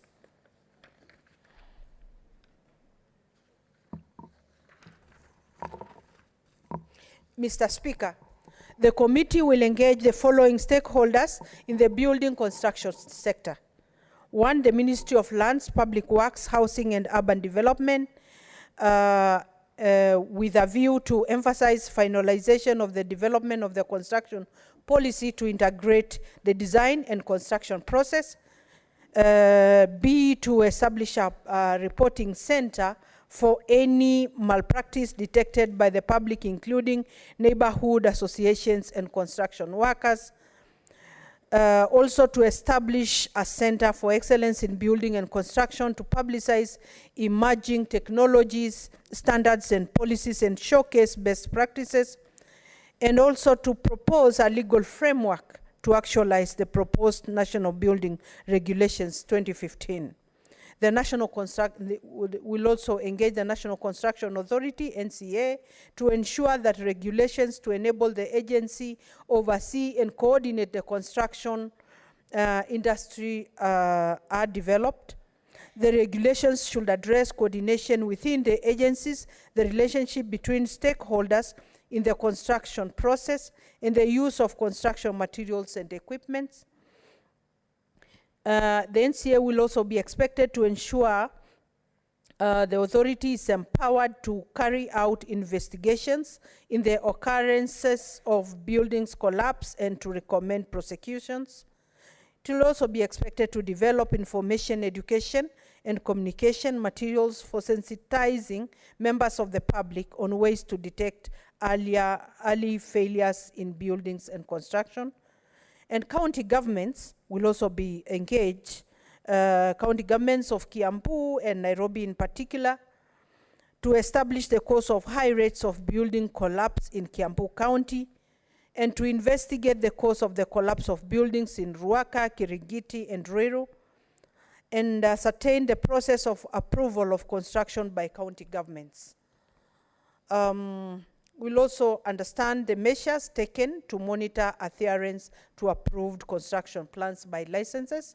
Mr. Speaker, the committee will further seek to ensure that the licensing criteria for contractors and construction workers is reviewed to include requisite training for all stakeholders involved, and ensure that regulatory boards are empowered to address unethical practices and enforce professional standards.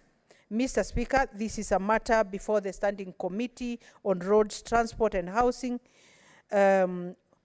which I deputize as chair, and I invite the members of this House, the public and relevant stakeholders to find time to attend committee sessions once notified, so that together we can bring this menace of building collapse to a halt. I thank you, Mr. Speaker. Yeah, what is your point of order, Majority Whip? Mr. Speaker, I rise on Standing Order number 56(3), Mr. Speaker, which allows you the discretion of 20 minutes to allow us to make observations and comments on a matter like this tabled by the chair of the committee. And if you so permit, I request that you allow me to Senator Boni Karwale, so was that a request or a point of order? Because you did not read my intention or what I was to do after she finishes. Sorry. Because there are several requests. I was to start with the Senator Chelagei. Senator Chelagei, you have the floor. Then you make your request. Actually, there is no request from Boni Karwale, Senator Boni. Mr. Speaker, Senator Boni Khalwale. Now I can see you now. Mr. Speaker, Senator Boni Khalwale is one of the ranking members in this parliament. Maybe you know he's our leader, he's busy with national duties.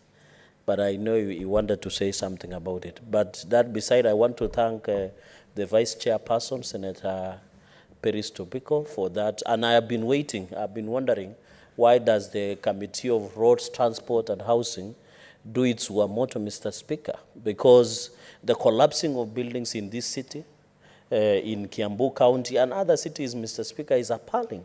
Because we are losing lives. You have seen we are losing lives and properties. Mr. Speaker, the danger is with the National Construction Authority. They must put their house to order. Because, Mr. Speaker, by the time a building is approved, it looks like corruption is working, sleepwalking in the city hall here in Nairobi. Just like in Kiambu, Mr. Speaker, and it beholds that our former colleague, Governor Sakaja, must fire people in planning department. And the approvals, the architects within, because by the time the building is approved to be constructed, Mr. Speaker, it is under the hand and seal of individuals within City Hall, and that is the Department of Fiscal Planning, Mr. Speaker. Just like Kiambu. Mr. Speaker, this story of every year, we are listening to collapsing buildings, collapsing on Kenyans dying. And I'm told one of the accused were trying to flee the country, Mr. Speaker. The National Construction Authority they must answer what is happening with our buildings, Mr. Speaker. The approvals that are done by county governments and national governments must be looked into, Mr. Speaker. I send my deepest condolences to the families and friends who have lost their loved ones, Mr. Speaker.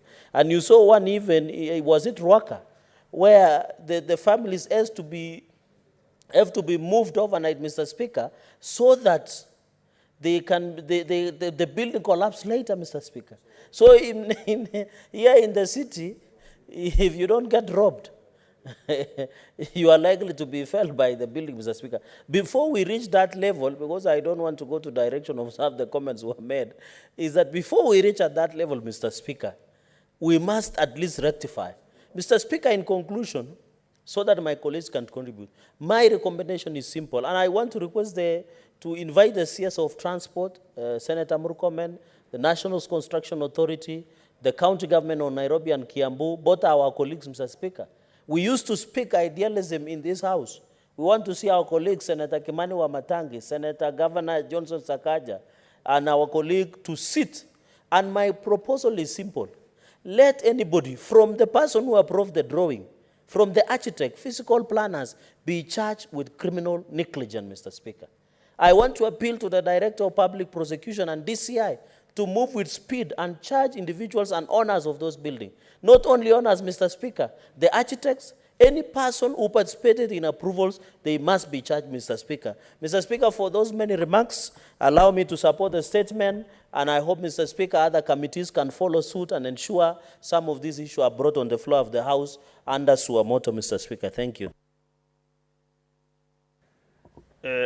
Honorable Senators, I have 2-3 requests, and I want to give each member 2 minutes, kindly. Bear with me on this. Senator Boni Karwale. Thank you, Mr. Speaker. Mr. Speaker, there is the law of undesired consequences. If you permit me, let it be on record that these are the consequences of us not fighting corruption. Period. Because it cannot be by chance that for the last 3, 4, 5 years, this phenomenon is only seen in Kiambu and Nairobi.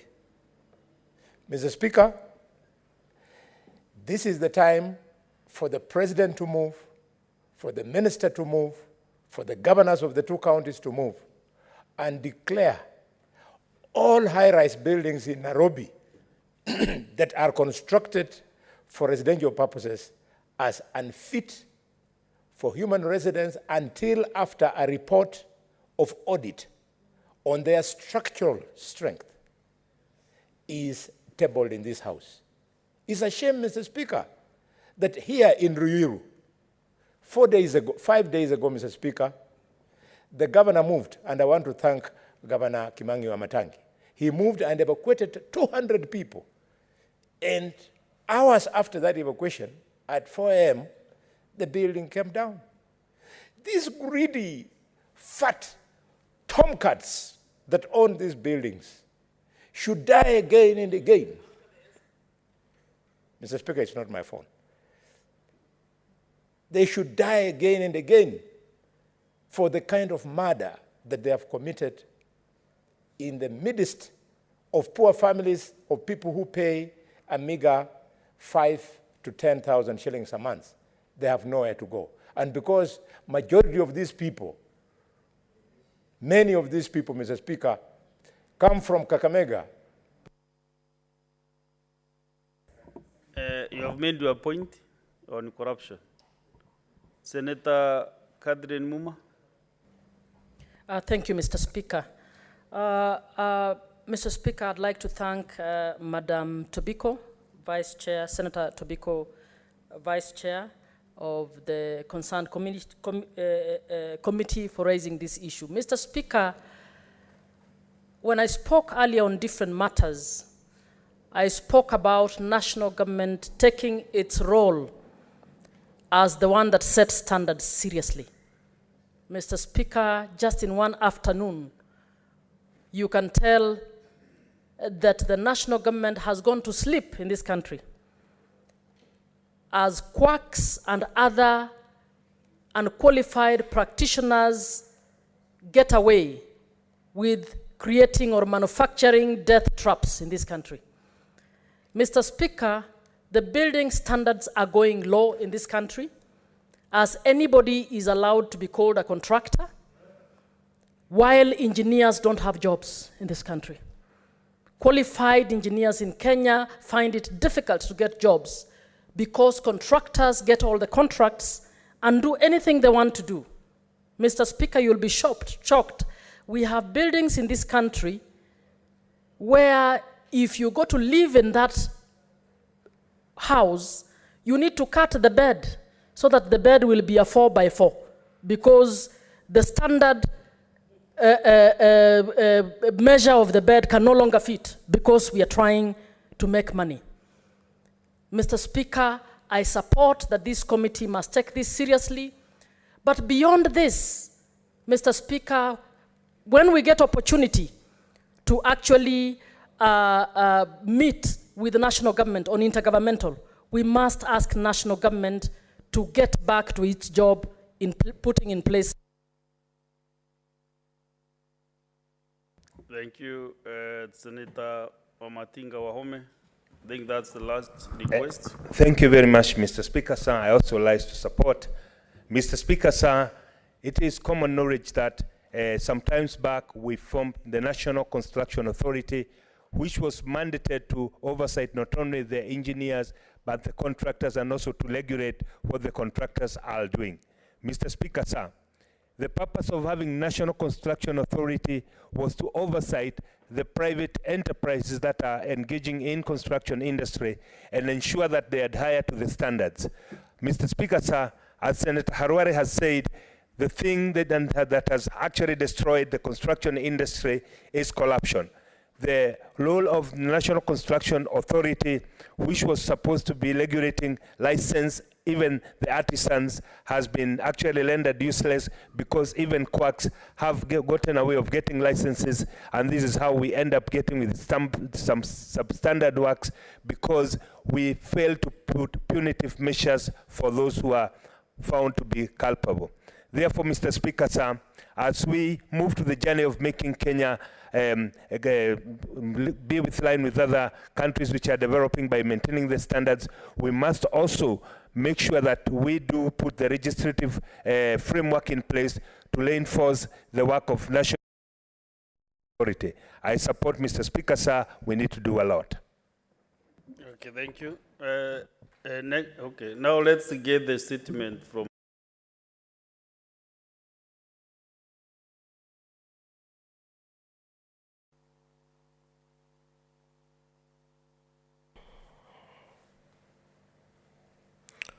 Mr. Speaker, sir, pursuant to Standing Order number 57-1, I hereby present the business of the Senate for the week commencing Tuesday, the 29th of November, 2022. Mr. Speaker, before I proceed with the statement, allow me to thank honorable senators for their consideration and passage of the county government's additional allocation bill, Senate Bill number 4 of 2022. I also applaud the Standing Committee on Finance and Budget for considering the bill within a very short time and tabling the report thereon pursuant to Standing Order number 148. My commendations to you, members of the Standing Committee on Finance and Budget, for a splendid job and working under great pressure to ensure that we as a House consider that particular bill and transmitting it onwards to the National Assembly for consideration. It's my sincere hope, Mr. Speaker, sir, that the members of the National Assembly shall be able to deal with this matter expeditiously so that before the rise of the House for the Christmas break, we shall have actually concluded on this particular process so that we unlock the funds for the counties. Mr. Speaker, sir, I encourage the committees, other committees actually, to emulate this practice, as this will ensure most of the bills introduced in the Senate are passed in the first 2 years of this term. In this respect, I urge the Liaison Committee to monitor the status of all the bills referred to the standing committees and make necessary interventions to ensure that the legislative agenda of the Senate is always on track. I must mention, Mr. Speaker, that I am concerned actually that when you follow the bill tracker, at this particular time you expect that at least the committees, having sat down and thought through what will be their legislative proposals, by this time at least we would be having about 4, 5 or 6 bills that are under consideration by the various committees. But most of the committees are still either handling statements and petitions and such matters, Mr. Speaker. I encourage members, the chairpersons and the vice chairpersons of the committees, that this is a time to actually forward what you have considered to be your legislative interventions for this first session of Parliament to be read perhaps next week before we break for recess, so that when committees resume in January, Mr. Speaker, committees will have business to transact even before we can begin our House sittings, Mr. Speaker. The county government's additional allocation bill, Senate Bill number 4 of 2022, is now before the National Assembly. I will pursue the matter with the leadership of the National Assembly with a view to have the bill expeditiously enacted into law. Indeed, Mr. Speaker, we've had this conversation with them and have agreed that today they'll have the matter read for the first time before the National Assembly and conclude on it. On Tuesday, the 29th of November, the SBC will consider and approve the business for the day. Business that will not be completed or concluded from today's order paper will be prioritized for Tuesday, the 29th of November, and other business scheduled by the Senate Business Committee. The order paper for Wednesday, 30th, 2022, and that of Thursday, 1st of December, 2022, will contain business that will not have been concluded on the Tuesday, 29th, and Wednesday, 30th, respectively. Petitions, motions, statements, and any other business scheduled by the SBC will also be concluded in the said order papers. In terms of, Mr. Speaker, sir, in terms of other businesses, one bill is awaiting second reading stage. That is a county vocational education training bill, Senate Bill number 3 of 2022, and one petition by residents of Fangano Islands in the lake, in Lake Victoria, Homa Bay County, is under consideration. Actually, both the bill and the petitions are being pushed or is being considered under the sponsorship of a senator for Homa Bay. And this is what I was alluding to earlier. You can clearly see, Mr. Speaker, that the older members of the House appreciate and do know that this is a particular time that's easiest to push your bills and get it considered, because by the time you get to the third and the fourth year, many other factors actually interfere with how bills are processed in this particular house. So I still want to encourage members that if you have any particular bill that you feel it needs actually to be considered for this house, make hay while the sun is still shining. Mr. Speaker, there are 3 other bills which are undergoing concurrence process that is contemplated pursuant to Article 110(3) of the Constitution, namely the Parliamentary Powers and Privileges Amendment Bill, Senate Bill number 5 of 2022, the Preservation of Human Dignity and Enforcement of Economic and Social Rights Bill, Senate Bill number 7, and the Natural Resources Benefit Sharing Bill, Senate Bill number 6 of 2022. All those 3 bills are going through the concurrence process that is between us and the National Assembly. I'm aware that the Speaker is actively engaging the counterpart in the other house so that we can conclude on this particular process and make it easier. The whole question on concurrence that has caused a big dispute between the 2 houses and has been litigated upon in all the courts of the land, Mr. Speaker. Numerous statements have been sought from the various standing committees pursuant to either Standing Order number 53.1 and others have been committed pursuant to Standing Order number 52.3. I continue to urge respective committees, chairpersons, to ensure that they expedite consideration of these statements and, where necessary, reports tabled pursuant to the relevant standing orders. I thank you, Mr. Speaker, and hereby lay the statement on the table of the House. Thank you, Mr. Speaker. Thank you, Majority Leader. Let's get to the next order. Order number 8, motion, plight of Kenyan domestic workers in the Middle East.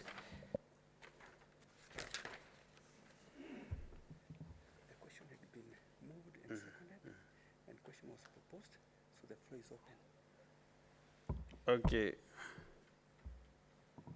Honorable Senators, we now resume debate on this motion, which was interrupted yesterday, Wednesday, November 23rd, 2022.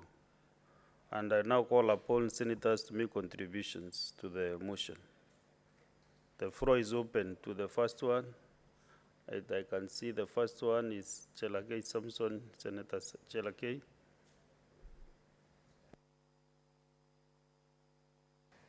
Mr. Speaker, thank you very much. I want to, with quick succession, to congratulate Senator Veronica Nduati Maina. I don't know why. I thought it should be Veronica Maina, MP, a nominated senator, and the Secretary General of the ruling party and coalition for this important motion, Mr. Speaker. This issue of domestic and plight of Kenyan domestic workers cannot be underscored. Mr. Speaker, almost every Kenyan know why, Mr. Speaker, we always have media reporting, press issues where Kenyans are being told they are suffering in Gulf nations, Mr. Speaker. This is a timely motion, Mr. Speaker. My prayer and my request is that the resolution of the House, we should see how we can implement, Mr. Speaker. Because, Mr. Speaker, many people don't know that 30%, for example, of population of Saudi Arabia, 30% of the population is immigrants, not only from Kenya or Africa, even across other nations, Mr. Speaker. And that is around 35 million immigrants in Saudi. Most of them are drivers and do what we call manual jobs, as we say in Kenya, kazi za mikono, ama watu wa mkono. Although in politics it had other meaning. Mr. Speaker, therefore it underscores the fact that, and you remember when the outgoing PS of Foreign Affairs, Macharia Kamau, when this issue came and he appeared before a parliamentary committee, he stated that there are other 100,000 Kenyans, for example, in Saudi who are doing other sectors apart from the household. Mr. Speaker, it looks like there is a targeted abuse towards especially maids and house helps within those regions. Because there are many Kenyans who are taxi operators, others are drivers, Mr. Speaker, and therefore, it behooves us as a nation that we must have a conversation about this. Mr. Speaker, when you look at the remittance, and by the way, to be honest, what we call foreign exchange earner that comes to this country, Mr. Speaker, can you believe that foreign exchange earner that is remitted or remittances from foreign countries, Mr. Speaker, he has beaten coffee and tea. It's one of the highest foreign earners we talk, Mr. Speaker. I can give you quick, simple, according to the Central Bank of Kenya, statistics that were provided. In March, 42.5 billion Kenyan shillings were remitted by our brothers and sisters in diaspora. In February, 36.7 billion was remitted to the country. First quarter alone, Mr. Speaker, according to Central Bank statistics, the remittances was 118 billion, Mr. Speaker. This is an important source of revenue to this country. What does that translate, Mr. Speaker? Mr. Speaker, what does that translate? It translates one thing, that we must protect that source jealously. Even if it is providing incentives to them, even if it is, Mr. Speaker, organizing visiting days, the way we were being visited in school, I expect the Minister of Labor and Foreign Affairs to have visiting days, Mr. Speaker, to some of these regions. Not the way we were in school, Mr. Speaker, but to encourage them, to listen to their grievances, Mr. Speaker. This is our best revenue source that we must protect jealously, Mr. Speaker. And you know, Mr. Speaker, 1.2 million young people every year is released into the job market, Mr. Speaker. What does that mean? Most of these young people travel to Gulf nations. They work in those opportunities, Mr. Speaker, and therefore it behooves the Ministry of Foreign Affairs, the Labor Ministry, Mr. Speaker, to look at some issues, because every year 1.2 million young people are getting into the job market, and therefore it is important, Mr. Speaker, to take note of that. And in fact, Mr. Speaker, I have a proposal of amending the civil, is it the immigration, or to do with immigration? I have a proposal now we can amend. Because, Mr. Speaker, the challenges that our brothers face in diaspora is, one, access to national identity card.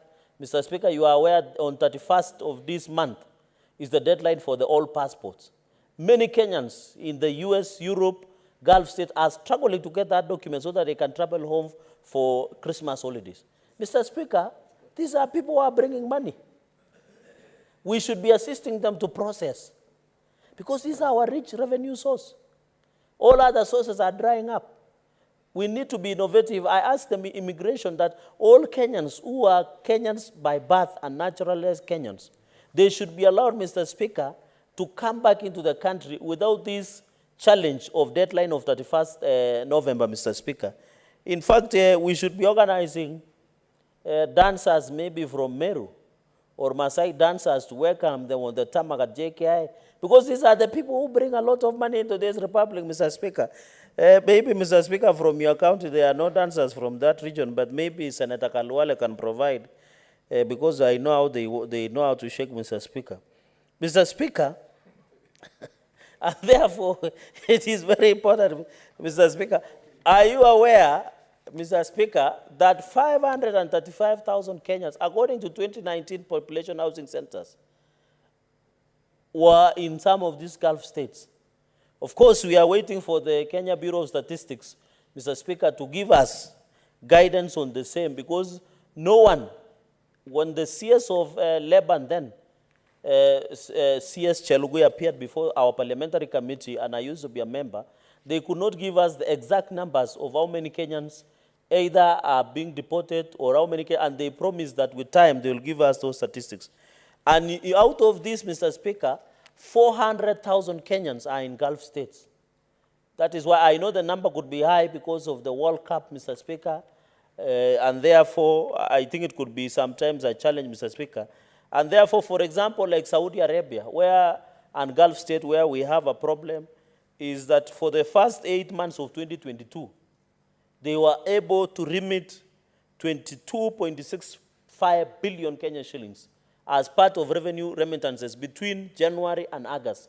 That, Mr. Speaker, showed it itself that in as much as there are abuses, in as much as there are challenges that are being faced by Kenyans, and we empathize with them and sympathize, Mr. Speaker, and send our deepest condolences, Mr. Speaker, to the families and friends who have lost their loved ones in those regions, is that it continues to give us a lot of resources, Mr. Speaker. For example, for the first 8 months, Saudi Arabia was number 2 in the highest foreign exchange revenue that comes to, according to Central Bank of Kenya remittances. For example, UK was a top with 25.4 billion, United Kingdom.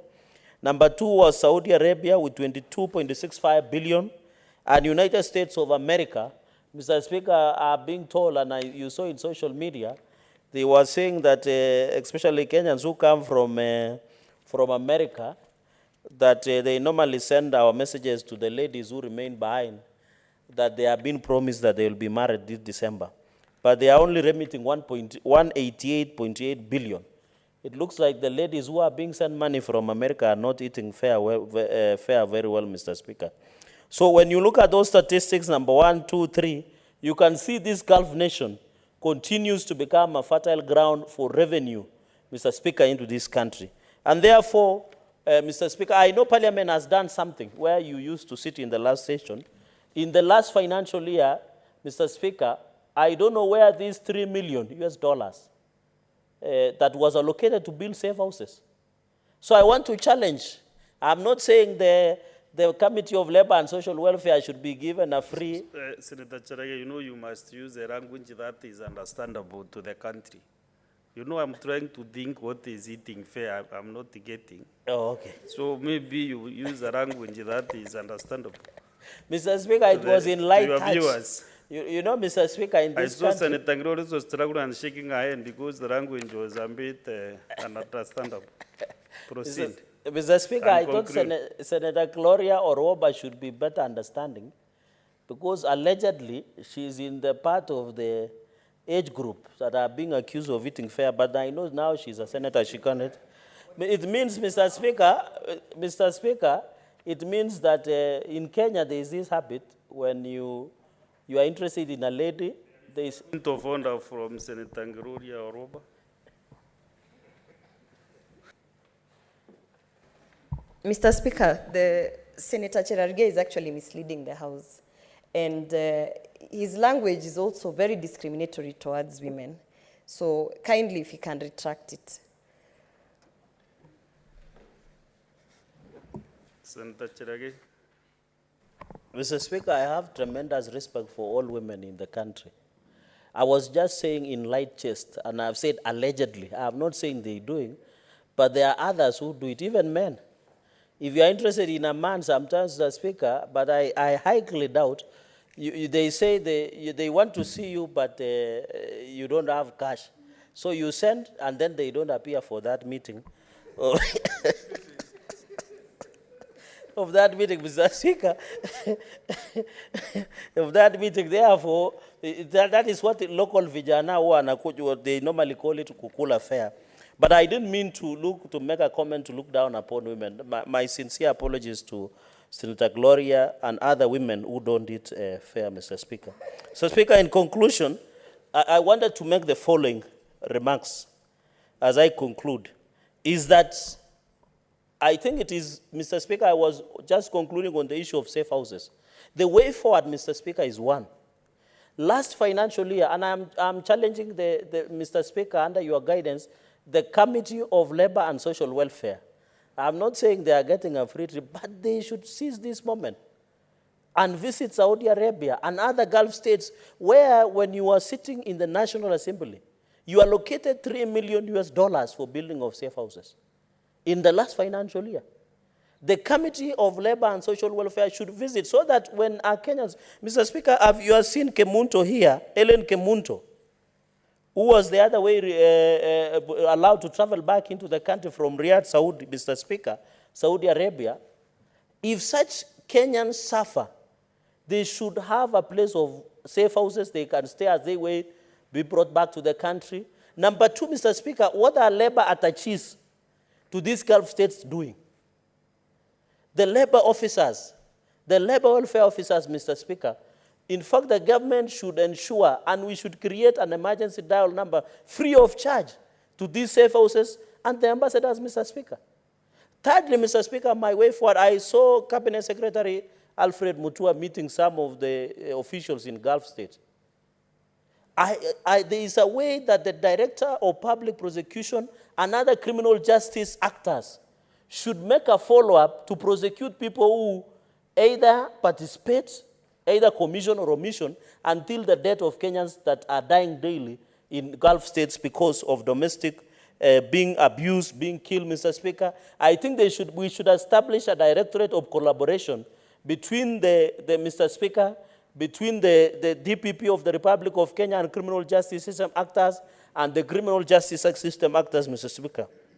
The third point and final, Mr. Speaker, is, of course, Senator Nduati has tried to Mr. Speaker, we should also provide, I know this will make the recruiting agencies uncomfortable, but Mr. Speaker, we should vet anybody who recruits domestic workers to take them to Saudi Arabia.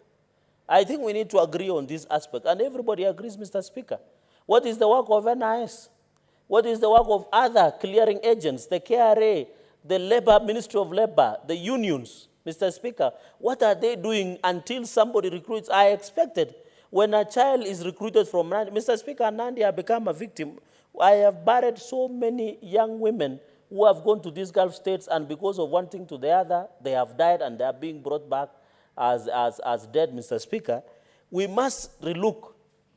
What is it, the role that the relevant agencies are doing to ensure that we brought back, Mr. Speaker? Mr. Speaker, this is a very important motion. It comes at a better time that we're having a discussion, but my final comment is that, Mr. Speaker, call upon the government and labor and social welfare should lead us in this discussion. Let us protect jealously this rich revenue source, because I've told you, tea and other sectors are losing out. Foreign exchange, Anna, is becoming a very critical area that I want to urge the KRA, the government, Mr. Speaker, to come up with innovative ways to protect those Kenyans. The more we protect them, the more they are protected in their jobs, the more they will send their remittances back to Kenya, Mr. Speaker, and be able to ensure that we move forward as a country in terms of development. With those many remarks, Mr. Speaker, I congratulate Senator Maina and wish well and support this motion. Thank you very much.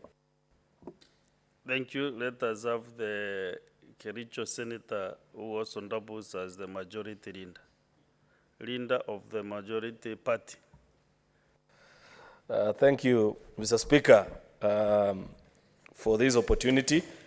Mr. Speaker, I want to congratulate Senator Veronica Maina for bringing to fore a very topical issue, a conversation that Kenyans have had the last few months leading up to the general elections and even after, the plight of Kenyan domestic workers in the Middle East and generally their welfare. And Mr. Speaker, the reason I say this is because I know for a fact that even during the vetting of the now serving Cabinet Secretary for Labor and Social Services, she spent a good amount of time answering questions from members of the National Assembly Appointments Committee on this particular issue. Mr. Speaker, I've also taken time to listen to colleague senators contribute yesterday and also today on this particular issue, and I appreciate their depth of understanding of issues that Kenyan migrant workers continue to face in the far lands where they have gone to look for better opportunities. Opportunities, unfortunately, Mr. Speaker, that their own motherland cannot provide. It's quite heartbreaking, Mr. Speaker, that first of all we have to get to this.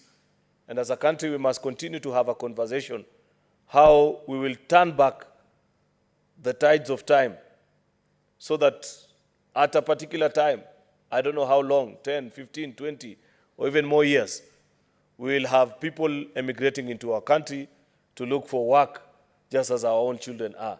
I don't know, Mr. Speaker and colleague senators, how many have had the opportunity, and I always think about this, if you're boarding any of the planes that depart from JKI headed towards the Middle East, to see those young Kenyans as they depart.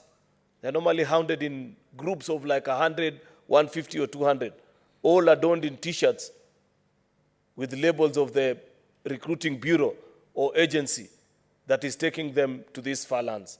And I always feel challenged as a leader. First of all, at the embarrassment collectively that we have not been able to give opportunities to our young people such that they are going to seek for the same in other far lands, Mr. Speaker. And it's a challenge which any leader who has a conscience and any leader who believes in the beauty and the blessings that God gave us in this country must always have it at top of their mind and continue to challenge ourselves and find the courage and the energy to pull together until such a point that we shall reduce upon the number of citizens that we are sending outside the country to go and do domestic work. I wouldn't have a problem, Mr. Speaker, if we are exporting professional labor, because chances are they will, 99% of the time, they will not run into the kind of problems that domestic workers end up finding themselves in. Never mind, Mr. Speaker, all that I have said, we must still consider what is it that we as a country can do to ensure that even as we try to solve the problem that I have described, Mr. Speaker, those that are continue to work and the many that will head into the Middle East to work as domestic workers have the best of working environment, and there is a cordial and respectful atmosphere for them, Mr. Speaker. I've heard, Mr. Speaker, people say that perhaps the committee needs to travel and gets to interact with them. I'd wish to make a correction, Mr. Speaker, and say I don't think that is necessary. That is not necessary, Mr. Speaker, because even in this house, if you just go through the records of Hansard of this house, hardly 6 months ago, the Senate's Departmental Committee on Labor was in Saudi. They came back with a report, far-reaching recommendations that are still yet to be implemented, Mr. Speaker, by both the ministry and the legislative proposals that have been brought to this particular house. I do not know, Mr. Speaker, if Senator Veronica, I may need to check later, and she's not in the house, maybe, or if she's in the house, I can see her. If she is a member of Labor and Social Services Committee, if she isn't, I want to further challenge her for she has taken a frontal role this particular session in highlighting the issues that these Kenyans are facing, to not just stop at reminding us of the need for us as a country to take better care of these Kenyans by reminding the Senate's committee to actually push for an implementation of the report that is the property of this House. Must have been tabled around either January or February of this year, Mr. Speaker, after the committee made a visit. Proposals on what to do with the safe houses, proposals on what to do with the agencies that continue to send our children into these death traps, Mr. Speaker. That there is a proposal for faster, fresh vetting. Unfortunately, this vetting has been done so many times, Mr. Speaker. But I think the punishment that is contained therein, it should be, Mr. Speaker, very expensive and perhaps something that no agency should ever consider, that you send anyone's child into a place where they are going to suffer, Mr. Speaker, as such that by the time as an agency, you are taking the passport of a Kenyan, processing their documentation, granting them their work visa, either in Saudi Arabia, Oman, Kuwait, or any of these other Middle East countries, you should be sure of the contact of the person they are going to work, what will be their working conditions, where are they going to live, what will be their working hours, so that by the time they leave, should members of their family even want to contact them, they have an avenue through which they can reach them, Mr. Speaker. The government also needs to be challenged, Mr. Speaker, to ensure that the labor attaches that we have in these countries are properly funded as such that they can maintain constant communication with the millions of Kenyans that are working in these far-flung countries, Mr. Speaker, as such that it is possible when any Kenyan is tucked in whichever part of the country, they are able to reach out at the first and the slightest opportunity where they run into problems, Mr. Speaker. I do not understand, Mr. Speaker, why and how it is possible in the 21st century for people to be given employment and told that you cannot access. Communication is a basic human right, Mr. Speaker. The ability to be able to talk to your family, especially for those that are living and working in distant parts of the world. It is a basic human right, Mr. Speaker. And therefore, one of the conditions that we need to set and must agree to, that even you as an agent that have signed up and registered by the National Employment Authority, is to secure the rights of the citizens. As you send them out to Saudi, let them know what are the rights and privileges that they are going. Are they being able to be granted leave? After how many days? What time of the day they are allowed to communicate? I would understand and say, okay, no problem. Because I know even in many of our homes, even the domestic workers, sometimes they can spend a lot of their time on social media and on their mobile phones as such that they run into problems with their employers. But at least it should never get to the point, Mr. Speaker, where people's children are not able to communicate with their family, as such as is the case, Mr. Speaker. And that is the job of our labor attaches, to ensure that the working conditions of these citizens that continue to work outside of the country, Mr. Speaker, are common, respected working conditions across the globe. Mr. Speaker, you know this is happening, and this conversation is happening as the world continues to pressure FIFA. You know, Mr. Speaker, the World Cup is going on in Qatar, and many countries that are passionate about human rights are running this global campaign to boycott either the watching or the visiting of Qatar because of their unequivocal position and their inability, actually, Mr. Speaker, just to put it correctly, their inability to speak coherently about the issue of human rights and the working conditions of their migrant workers, those that were used to put up the stadiums and even those that continue to work. I think as a country, we must, and a country that is leading in the producing or actually availing of migrant workers to the countries to the Middle East, we should be part and parcel of that conversation, Mr. Speaker. I do not think we are so poor, despite the fact that we may not be an economic powerhouse that we can shake some of these countries, Mr. Speaker, but we are part of a global community. And we sure can lobby the rest of the world into ensuring that we set out and speak in one voice such that any worker that works in any part of the globe is assured of certain basic rights. These are the conversations, Mr. Speaker, that we get to hear every time there are global conversations on human rights and labor issues, where citizens work and what they are able to access, Mr. Speaker, in the duration of their work. Therefore, I want to agree with the proposals that are being made. I have seen the 5 or 6 recommendations, actually, that Senator Veronica wants us to agree to as we support this particular motion. I endorse all the 6 of them, Mr. Speaker, perhaps just with a little amendment to the first one, where there is a proposal that the Labor and Social Protection Ministry amends the National Labor Migration Regulatory Framework Policy to address the labor exploitation management.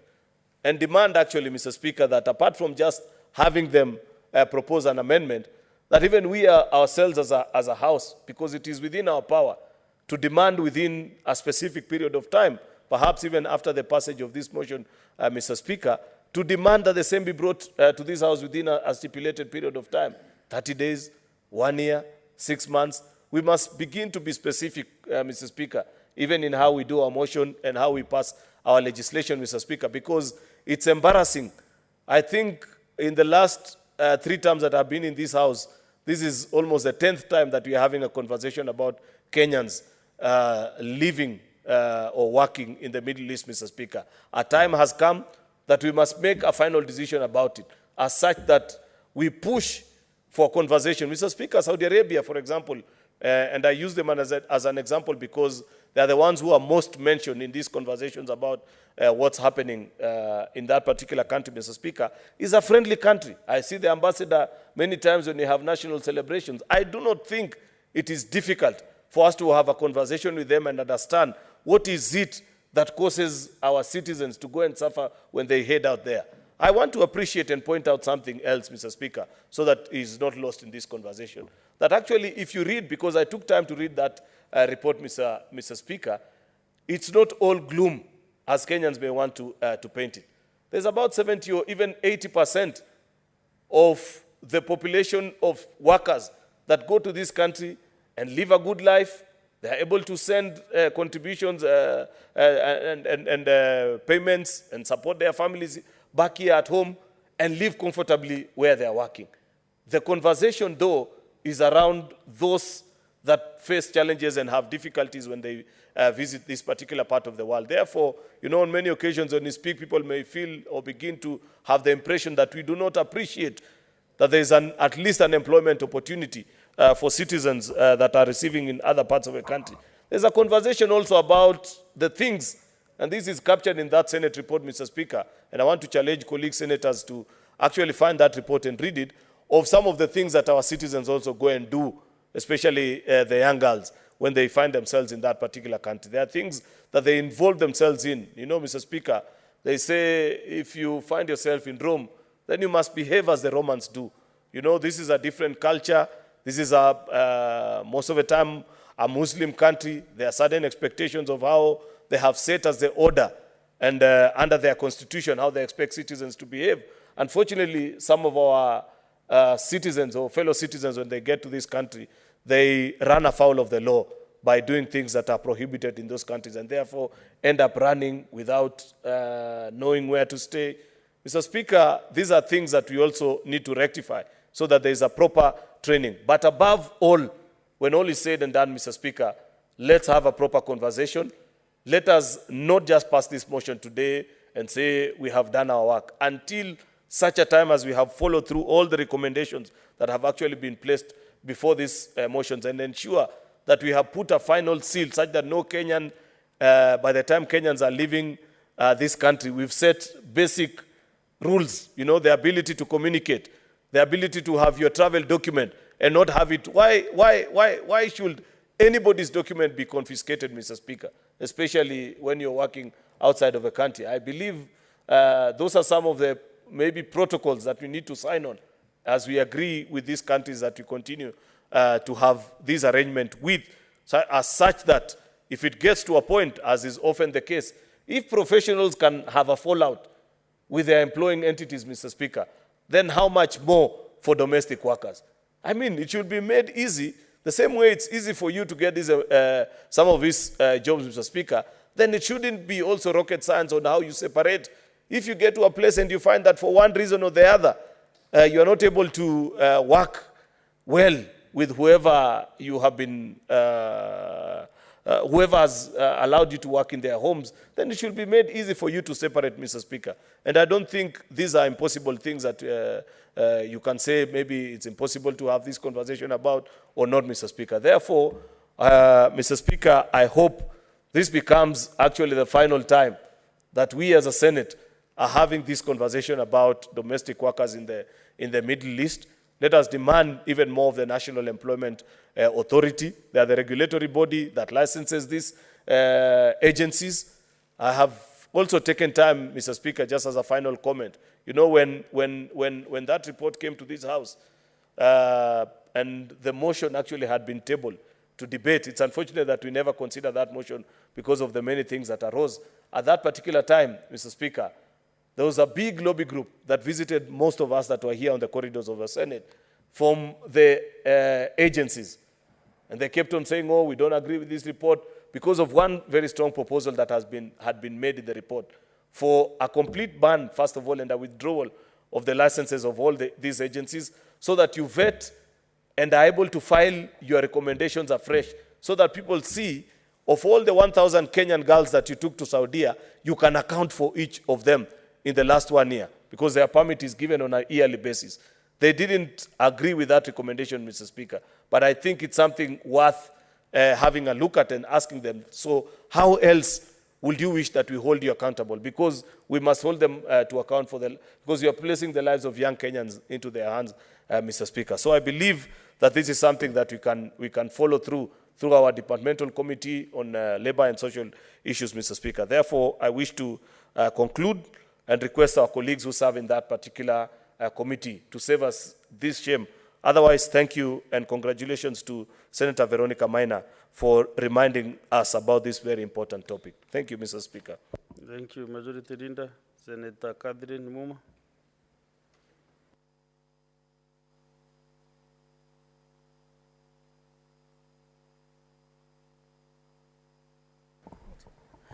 Thank you, Mr. Speaker, for the opportunity to contribute to this motion, and thank you, Senator Veronica, for finding it fit to bring this issue yet again. Mr. Speaker, as Majority Leader has put it, this is not the first time this issue is being discussed in this House or even in the National Assembly. Mr. Speaker, I would like to urge this House, as we discuss this issue, to recognize that this is about human rights. If we don't address this issue as a human rights issue and focus on how much revenue we are making, we will not resolve this issue.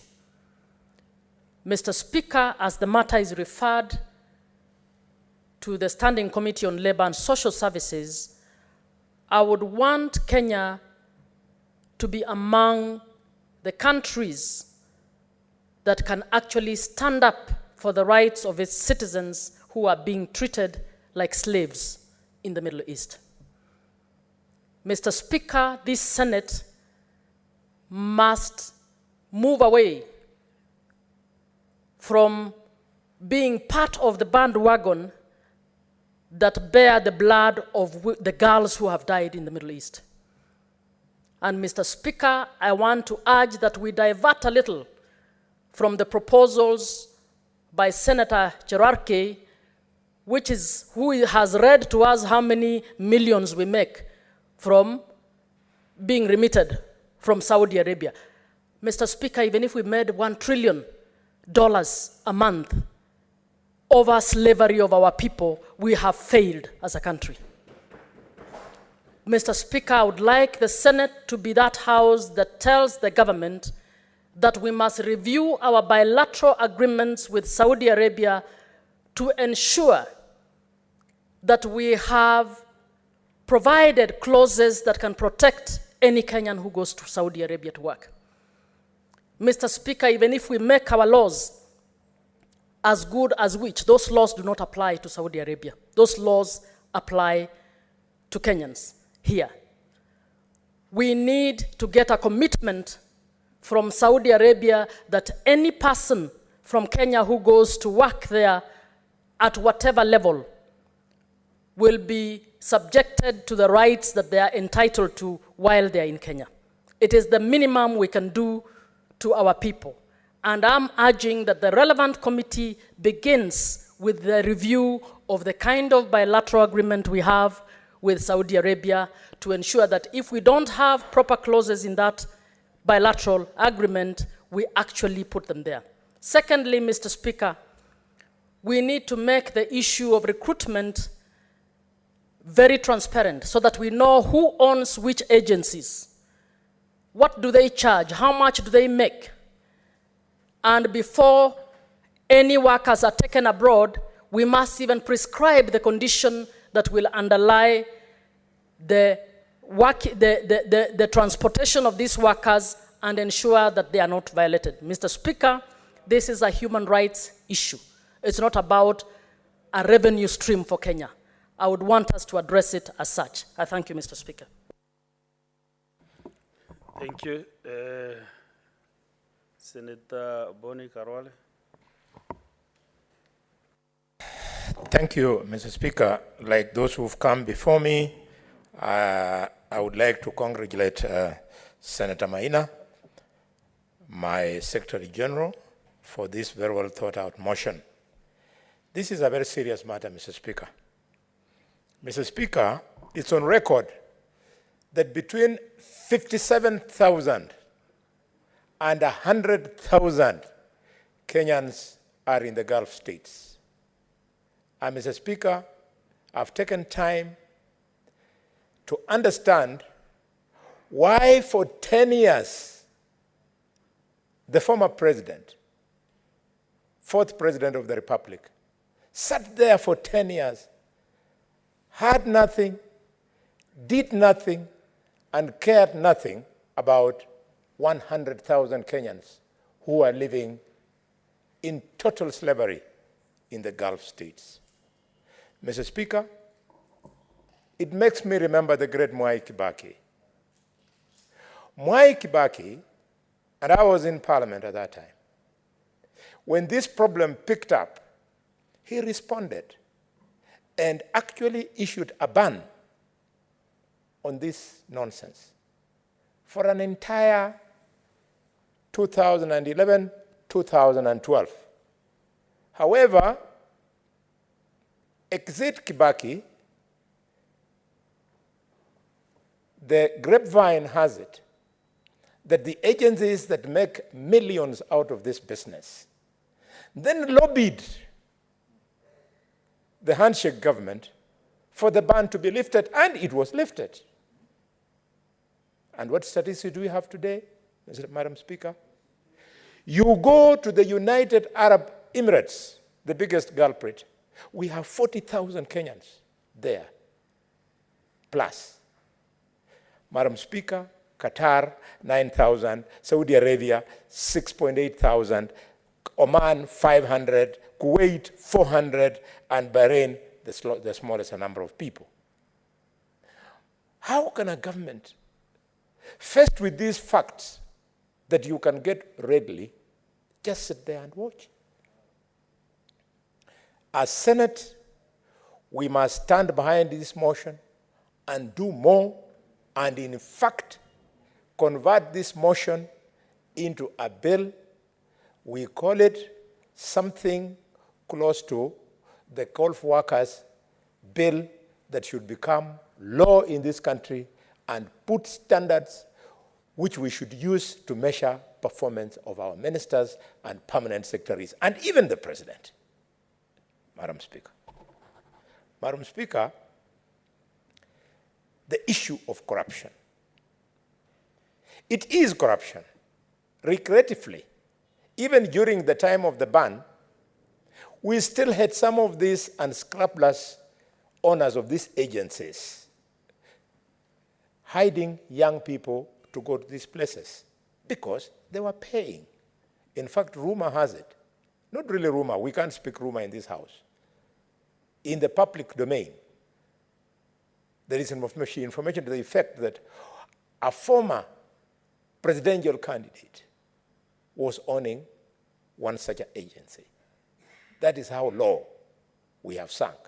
How this former presidential candidate then got clearance from the watchdog institutions under our constitution beats logic. Madam Speaker, we cannot blame the young people who go there. The statement they make by going is that we have failed as a state. When we campaign in our manifestos, Madam Speaker, we all promise the young people employment opportunities. It is because of this that the young people go. Madam Speaker, the other day I was with you in Kigali. You came behind me. I had been on an earlier flight. And I was at the airport pretty early, and I was shocked. 3 aircrafts were going to the Middle East. And each one of them, upon inquiring, information is there, always there for you to get, was carrying between 70 and 100 young people in one afternoon. So I asked myself, did this just happen because I was traveling today, or could it be that it happens every week and maybe every day? So because these people have gone there, we should ask ourselves, what do they go to do? And since this motion is speaking to the government that I serve and I lead in this country, I want to remind government that these young people are not going there to be professors. They are not going there to be engineers, to be doctors and nurses, the way our immigrants do when they go to the Western countries. The people going to the Western countries, Kenyans know, they go there for the high-skilled jobs, most of them. And others go mainly because of reunification with families. Probably a son went and became a professional there, and he has chosen that the parents follow him and so on. Decent living. Our people go there because of an attempt to be employed as domestic workers, construction, not workers, but laborers. Madam Speaker, they go there to work as cleaners. And when you land in Dubai, next time any member in this house you go, the person you'll see cleaning Dubai, if you have made a name for yourself in this country, will quickly approach you and will greet you in Swahili, because those cleaners are our boys and girls. They go there to go and be cleaners in hospitals. They go there to be watchmen. And Madam Speaker, they go there to be taxi drivers. Whoever is calling these people as a source of foreign, what do they call this money that people bring in when they're working in Europe? So they have some name which I don't like using. Okay, what do they call it? Not forex, they call it what? Remissions. Rubbish. That is rubbish. Rubbish. What would a cleaner cleaning toilet remain with to remit back home? Nothing. That should be used elsewhere and not when trying to justify our failure. Madam Speaker, President Mwai Kibaki, he not only created the ban, but he did more. He established diplomatic missions to respond to this problem. What did Kibaki do? In 2007, President Mwai Kibaki went to the city of Kuwait and created a full-fledged embassy in the Republic of Kuwait. He went to the city of Muscat, established in 2011 a full-fledged embassy in the Republic of Oman, and went to the city of Doha, Mwai Kibaki, in 2010, and established in the Republic of Qatar a full-fledged embassy, and finally in Dubai and Abu Dhabi, he created 2 embassies to serve the United Arab Emirates because of the large volume of Kenyans that we have there. Which brings me to my comment about the competency of our diplomats in this country. What do they go and do? They wait for you, honorable members. When you land in Qatar, in Doha, in Qatar, they're there waiting for you. Yes, sir, Mheshimiwa, Heights Kenya, not, will you need something? They wheel you back. They should go away completely. They have become there as ushers for VIPs instead of responding to the dream that Kibaki had. Kibaki wanted that with these embassies there, we would then engage the respective countries. We have serious conversations on their local labor laws, see how we can harmonize them with ours, speak to their religious beliefs, and see how we can harmonize them with ours, and have diplomats, high commissioners, ambassadors, like the young man in Kigali. The young man in Kigali has a Kenya Day. I don't know, he does it once in 3 months or something. I don't know where he gets the budget. He told me sometimes he talks to the business community. And on Kenyan Day, they do nyama choma. They talk about their problems, how they can comply with the local laws of Kigali. The embassy is working. Patriotism is high. Opportunities are exchanged. So people who had gone to Kigali, probably as taxi drivers, they end up doing a slightly better job. This is what embassies are supposed to do. But they don't. Instead, you hear they are there, they are doing online studies in some universities, or they're doing this, or I don't understand. I want to thank President William Ruto. And I'm not saying this because I campaigned for him. I'm not saying this because he has given me a job. I'm an old man, I'm above little sweets being tangled at me. Because I've seen it all, I've tested it all, I have it all.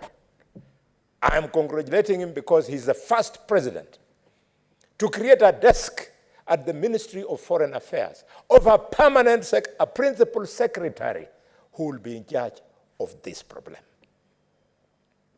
We want more of our youth to go to the Middle East. We want to fill the Middle East with our youth.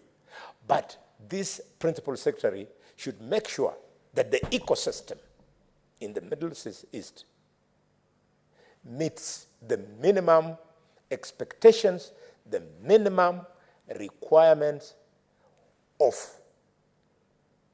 a working human being. I come from a town called Kakamega. On these two hands, I can give you names of young people and call those names with the Christian name, the maiden name, and the father's name, because I know them personally, who, after finishing Form 4, or rather not finishing, what kind of English am I speaking this afternoon? After completing their secondary school education, these young people, they want to give some money to their parents. Those parents who are sugarcane cutters, those parents who are changa brewers like my mother, Paulina Shinangui. These children don't want to wait. They want to give some money quickly because it has been a struggle for them to finish these 4 years. So they ran to Dubai. They ran to Doha. They ran to Muscat. They ran to Bahrain. They ran to the city of Kuwait. We cannot leave it to be a problem of human rights activists, women parliamentarians, women governors. No. The problem of one little girl in Kuwait, Madam Speaker, and you are lucky to be born a woman. There's nothing greater than a woman in this world. When I was a little boy, I didn't know this. The greatest is a woman. When a little girl, aged 18, probably to 26 years old, suffers in the Gulf state, then all the children of Kenya, aged the same age, are suffering. We doctors say, pus in the body. We say, pus anywhere in the body is pus everywhere. And therefore, if you don't incise the abscess so that that little pus somewhere goes away, it becomes pus in the blood and it kills the patient. The government must rise. What do these people really think about us when they see us on TV? That they can pick our children and do the things I see them doing? They must be thinking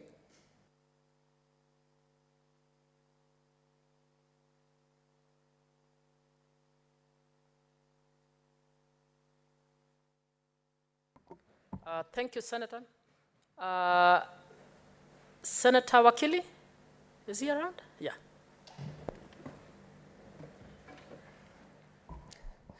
Thank you very much, Madam Speaker, for allowing me to also support the motion by the Honorable Senator Veronica Ndwati Maina. Madam Speaker, my colleagues have spoken to this issue. They have given us statistics of what some, like Senator Cherargei, called remittances of foreign funds or resources to this country from our sisters and brothers, aunties and mothers working in the Middle East and other such foreign countries. My other colleagues have also spoken to the importance of protecting the rights of those workers who, in their bid to seek for greener pastures, find themselves in foreign land. And foreign land in this case is, in this particular motion, the Middle East. And I would like to limit my support to this motion and the concerns to the plight of our young girls and boys, brothers and sisters, who have gone to Saudi Arabia. When I say so, Madam Speaker, I have in mind the case of Diana Chepkemoi, who on the 6th of September, 2022, landed at JKIA. Chepkemoi comes from Bomet County, and it's a county where I represent, in the sub-county of Kanoin. The tribulations the family went through will not be taken away by the conversation about the amount of foreign exchange that we get. And Madam Speaker, we cannot, even for a moment, say, let us compare what we receive as remittances from such foreign countries to the rights of our boys and girls and any other employee or immigrant or whatever we could call them by whatever name that goes out to look for better or greener pastures. Madam Speaker, when Veronica Maina, Senator, took the House to the proposals that she's made, one wonders to what extent can we accept as a country, as a nation, to have this debate, get the House, give us reports and recommendations, year in, year out. The majority leader has spoken. He has informed the House that barely 6 months ago, a report was placed before the House where a committee, which is a similar committee like the one that this particular motion is asking to also have the motion committed to it to give us a report, has done. It gave recommendations. What have we done to those recommendations?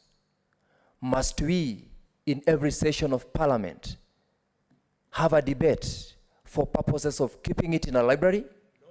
Must we, as a country, spend time and resources debating just for the sake of it? Madam Speaker, I think it's high time that we call upon this House to not only commit to the relevant committee, but ensure that whatever recommendations which are made are actually implemented. A proposal has been made that we should not allow any further debate, but instead enact a law that will give maybe this country, maybe the minister, or maybe anyone who is listening and who want to also serve the country in a better way, the teeth to bite, the opportunity to protect the interest of these Kenyans cannot only be protected by the debate in the House, but by making sure that these particular recommendations, which have previously been made, are implemented. Our young ones are not just going there for the sake. They are going there because they want to change their future. But they cannot change their future if they go there and be slaves.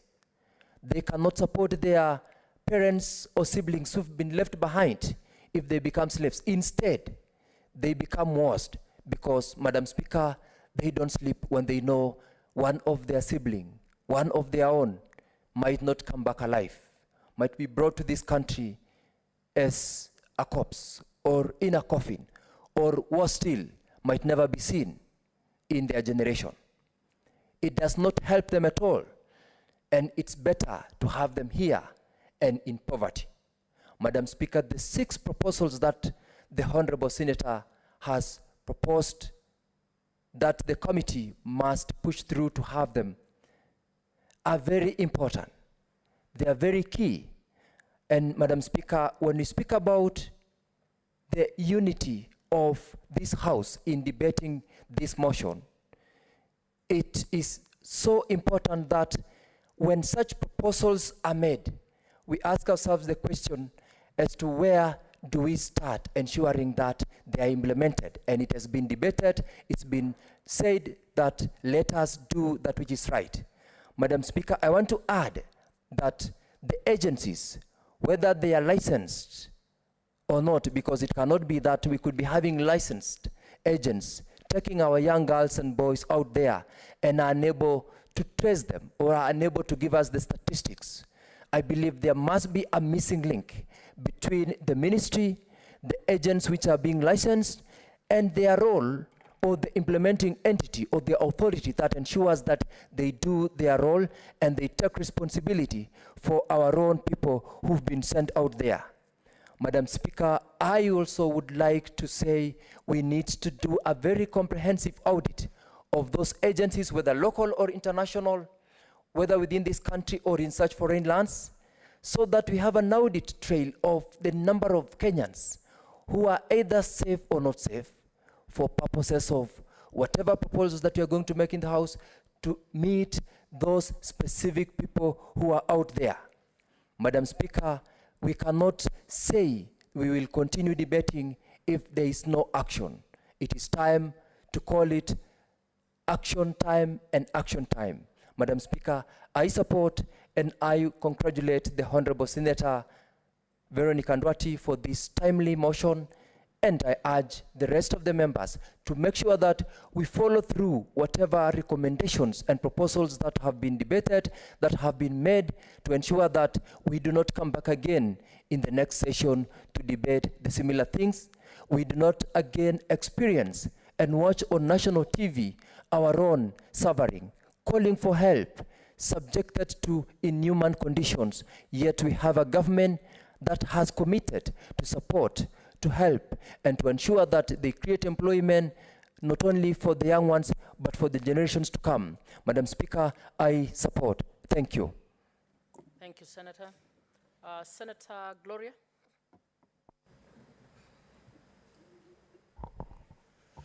Thank you, Madam Speaker. I want to talk on 3 issues when it comes to this issue of domestic workers and the abuse that they're facing. First is that we can't take away from the fact that this is an industry, and it's an industry that is needed.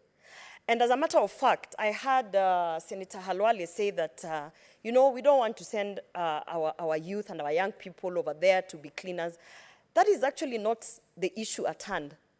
I just came from the US through Doha, and I found Kenyans who are very proud to actually be employed as cleaners, as ushers, as air hostesses, as, you know, baggage handlers. There are people who actually are passionate about these jobs.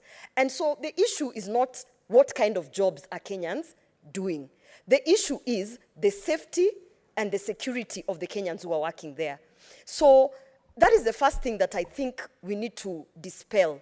It is not about people going there to work as cleaners. It's not about people going there to be maids, as you want to call them. There are people who are actually very proud of these jobs. And there are people who, this is why, you know, this is a hustler nation government, and we are actually, our policies as government, our policies as Kenya Kwanza is that we push that for those who have ended up on that level, or for those who have chosen to be in that level, to be cleaners, to be baggage handlers, to be air hostesses, to be waiters and waitresses, that their safety and security is guaranteed. So that's the first thing I want to dispel. And then there's an issue that is cropping up in terms of the embassy. Many a times when we get a case particularly for the Saudi Arabia cases, the first point of contact, at least for me as a leader, I always ask, have they reached out to the embassy? And the first thing that you're told is that the embassy is overwhelmed because they have 1 or 2 attachés who are dealing with thousands and thousands of these kind of cases. So while we are debating this, and while Senator Veronica Maina has brought this motion, I think one area to look at as a cure of the problem that we're having is that the embassy or our representation in this particular region should actually be aware and alive to the fact that it's not an embassy like any other embassy. It's an embassy that is there to serve thousands of Kenyans who are actually going there for work. So if it means that we need to put in resources by adding 2 or 3 or even 10 attachés so that we can be able to, deal with these cases as they come in, then I think that is something that we should be able to do. We have government officers who can just be seconded over there, who can be trained on what they are expected to do. That is something that can be done right away and we should push for. Now, I want to say that as Kenyans, we should actually be yearning to be importers of labor. We should be standing here in Senate and saying that we are going to grow our industries to the level of this United Arab Emirates industry so that we can also import labor. So that we can also be saying there are so many Ugandans coming in because our airline, Kenya Airways, has grown so big that we no longer have locals who we can hire. We should actually be looking at Saudi Arabia as a point of reference in terms of how do we grow our economies to the point where we are actually importing labor. Look at our ports and how many employees we have at the ports. We should try and give perspective of this thing in such a way that we are not necessarily encouraging Kenyans to go out, but we are learning from the fact that there are countries that have so many jobs that they have to import labor. That's why Kenyans are actually getting onto planes, and even that whole domino effect of Kenyans getting onto planes and going to foreign countries is an industry in itself. There is an airline that should be Kenya Airways that should be making money out of exporting these Kenyans to these places for this kind of jobs and opportunities that are there. So I think there is a different perspective to this whole industry. And the perspective should be that, one, we are lacking jobs. That is a fact. And this government is trying to work on creation of jobs through various forums, such as the Hustler Fund, creating new businesses and things like that. But we should push more. Perhaps we should question, how do we scale up Kenya Airways so that we can have so much, so that we can create job opportunities? How do we scale up, for instance, the Konza City? Konza City has been one big elephant sitting there. And we just need one piece of legislation that forces every other online participant to have a data center in Kenya. That in itself would spur up thousands and thousands of jobs. Even just to have Google or Facebook or whatever, 3 data centers put up there. All these people who will be going to clean in United Arab Emirates suddenly will have, an opportunity to clean at our data centers in Konza. So that is also a conversation that we need to have as we are talking about what is happening in Saudi Arabia, because dealing with the immediate issues of our girls and our young people dying in Saudi Arabia, immediately, that is like we are putting a bandage. But what is the actual plan to ensure that we don't have Kenyans going out to seek for jobs? We must create jobs. And that has to be, it's an end-to-end thing. You have to understand that Saudi Arabia is in that position because they have created so many jobs through their industries that they are importing labor. So how do we do that as Kenyans? And finally, I was presented with a case some time back. And they reached out to me and said, there's a Kisii lady, actually this is 3 months ago, who is stuck in Saudi Arabia, and the agent allegedly was not assisting or was not interested. And this I want to put out to leaders. Before you jump in and start, castigating the agencies, castigating, because that is politics, trying to play politics with it so that you can look like you're the person who is saving the person on the other side. You must ask questions, The first thing I asked is, why is she still there? When did her contract end? I was told her contract ended 9 to 10 months ago. I asked, when her contract ended 9 to 10 months ago, what happened? Her parents, guardians, or whoever sent her, did they find out why this person has not come back home? And that's where the story started becoming complicated. So eventually, when we unearthed the whole story, it was very simple. The agents, they have contracts with the workers, yeah, with the employees. When they leave the country, they go on contracts. When they arrive to Saudi Arabia, I'm not talking about all of them, I'm talking about some of the cases that have not been highlighted. They reach there, they finish their contract, and then what happens is they try to get on a, let me say, under the table deal with the employer directly to remove the agent. The moment that is allowed, then the employer then also understands that this worker is no longer protected. This worker that no longer belongs to an agency, so therefore I can do whatever I want to do with this worker. And that's where the stories start going south. So the first thing also we have to ask, at the point of the end of the contract, what expectations do we have for the agent? What expectations do we have for the worker? For instance, on issues of licensing, if your contracts are ending at a certain period, then as an agent, it should be your responsibility to ensure that that person has come back home. And if they refuse to come back home, this is the point where now we also have the embassies. You report it to the embassy. So if Gloria Oroba has gone to Saudi Arabia to work through an agent, and then my contract has come to an end, and then I think that I can make more money by engaging the employer directly and extending my stay without papers, and then my agent immediately reports me to the embassy, then the embassy can then track this person is staying there illegally, this person must be removed, and if this person doesn't want to be removed, what will happen is when that person now comes with a case that I'm being mistreated, it becomes a form of accountability because they have to now say, why did you remain in the country without a contract? You know? So we must also look at it from the other side. There are so many agents who are genuine, and there are agents who actually are providing opportunities to Kenyans fairly and respectfully and with security, but then there are the rogue agents who don't care.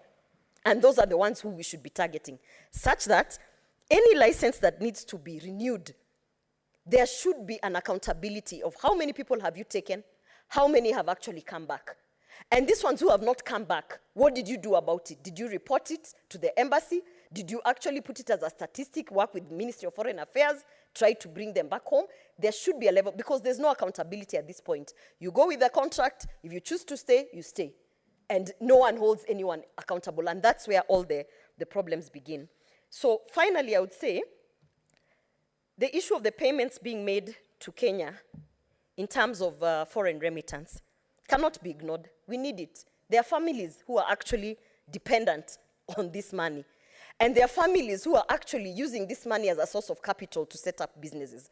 And this money, just like any other money coming from the US, from expatriates or doctors who are in India or other people who are wherever, this money has the same value as that money. And I would just say one of the policies that I think Senator Veronica Maina you should look into is that we can control that remittance by saying that a certain percentage of the salary that is being paid to this person, this worker that has gone, must be paid to their Kenyan bank account. That way, when my contract comes to an end, I must come home because my money is home. Because I've worked for 8 months or whatever, and my money is accessible in my Kenyan bank account, and we can also then hold accountable the employer on the other side. Because the moment they stop paying me in my Kenyan bank account, and I have not come back home, then you know that there is a deal being done under the table where cash payments are being done, and that's where the problem begins. So I think on policy, we really need to look into it, but this is an industry that should not be shut down. This is an industry like any other industry that should be regulated, but I beg to support the motion. Thank you, Senator. Senator Hamida.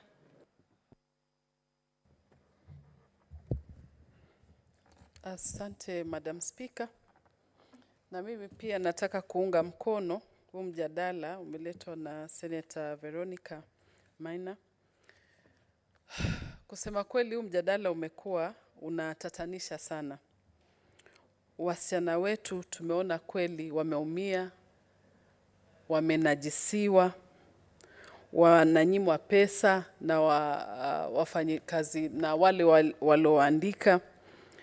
na kunyimwa chakula, wanapokonywa passport zao, wanapokonywa simu zao ili wasiweze kuwasiliana na familia zao. Na labda hii ni kisa tu ya wasichana wale tunaona, na labda wale vijana wetu wale hawawezi kuzungumziwa kwa sababu wanaona haya. Labda tunapata pia vijana wetu wanalawitiwa, wale wamekwenda pia kutafuta kazi hizo za nyumbani. Kwa hivyo Madam Speaker, haya ni mateso tumeyaona kwa hawa watoto wetu, hawa dada zetu, hawa ndugu zetu. Wale serikali kusema kweli naona ingechukua sheria kali za maagent wale wamewatelekeza hawa watoto ama hawa ndugu zetu kule. Na lazima hao sheria iwe kali kwa kuwa waweze hata wao kukamatwa na kuwekwa ndani maagent mpaka ili waweze kuweza mpaka hii sheria iwe ya kuwa itawezesha kila mtu kama anaweza kwenda, kama anakwenda nchini anaenda kufanya kazi na watoto wetu wanarudi salama. Imeonyesha ni miaka mingi sana Madam Speaker kuona watoto wetu wanarudi maiti. Wanarudi wakiwa wengine wako na ugonjwa wa roho. Wengine juzi tuliona Mheshimiwa Sonko akienda kurescue kuwa wamekwenda in coma, wamepata wanaita stroke ya kuwa hata hawajiwezi kabisa. Madam Speaker, kusema kweli nasikitisha sana. Naomba Madam Speaker, juzi tulitembelewa na balozi wa Qatar. Na balozi wa Qatar akasema, mimi kusema kweli wale wa Kenya nimeona nchi yetu wanazungumza vizuri sana. Ukifika Doha, vile dada yetu Senator Gloria anasema, ni kuwa wao ndio wanakukaribisha kwa furaha kwa kila mahali. Na mimi nimekuwa hapo Madam Speaker. Na kusema kweli pale wale wa Kenya niliwapata Doha kwa sababu airport ya Doha ni ya Wakenya wote. Kila mtu anakueleza vile furaha yao. Seriously, ilibidi niulize hii ni ya Wakenya airport ama ni wao wameandikwa. Na kuzungumza nao Waarabu wakasema wanawapenda sana watu wa Kenya na wao waandikwa zaidi kwa sababu ya kuwa na bidii yao ya kazi na kuwa ni watu wazuri sana. Na hiyo bwana balozi wa Qatar Ambassador Jabor bin Ali juzi akimtembelea speaker alizungumzia na akasema kwa nini hamjasikia sana mambo ya Qatar, na lazima kuwe na kama kuna shida kama hii lazima muje kwa balozi tukae chini tuweze kuelewa kuangalia kwa kinaga tasema kinagobaga kuwa vile hiyo shida imetokeleza wapi.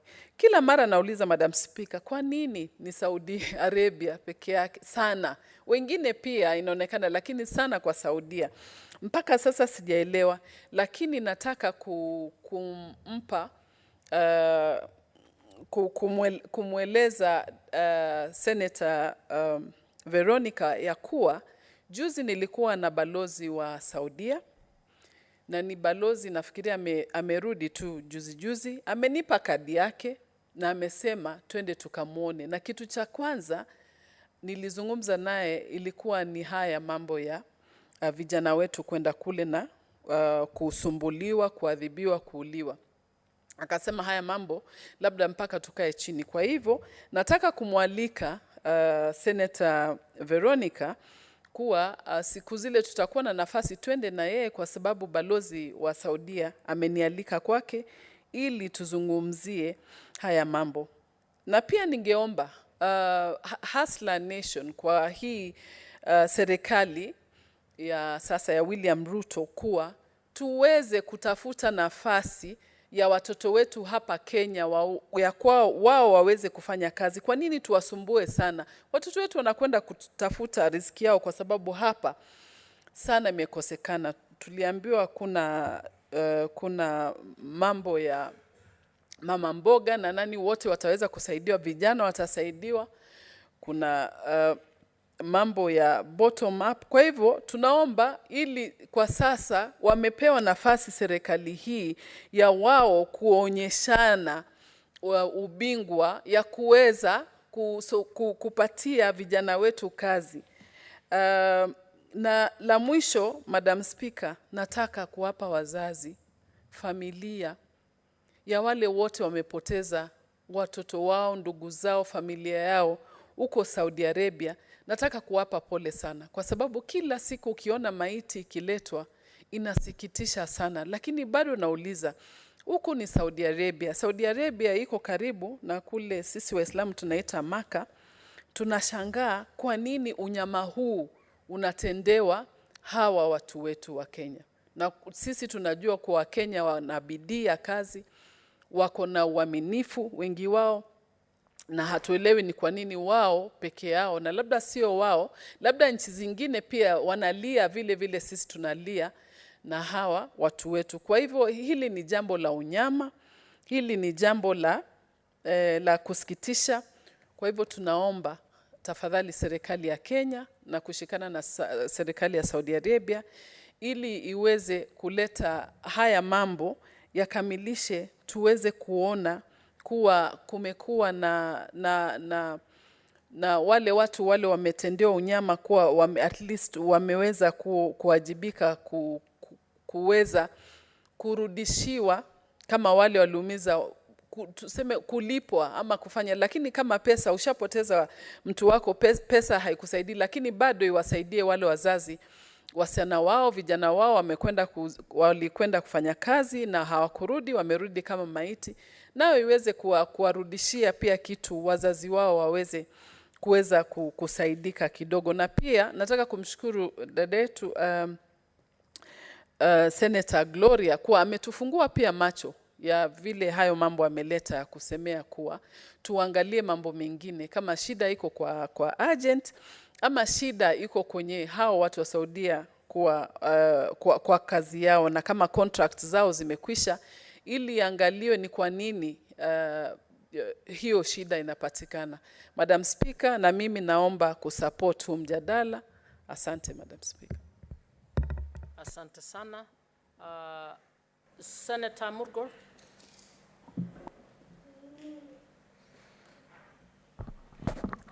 Thank you very much, Madam Speaker, for giving me the opportunity to also air my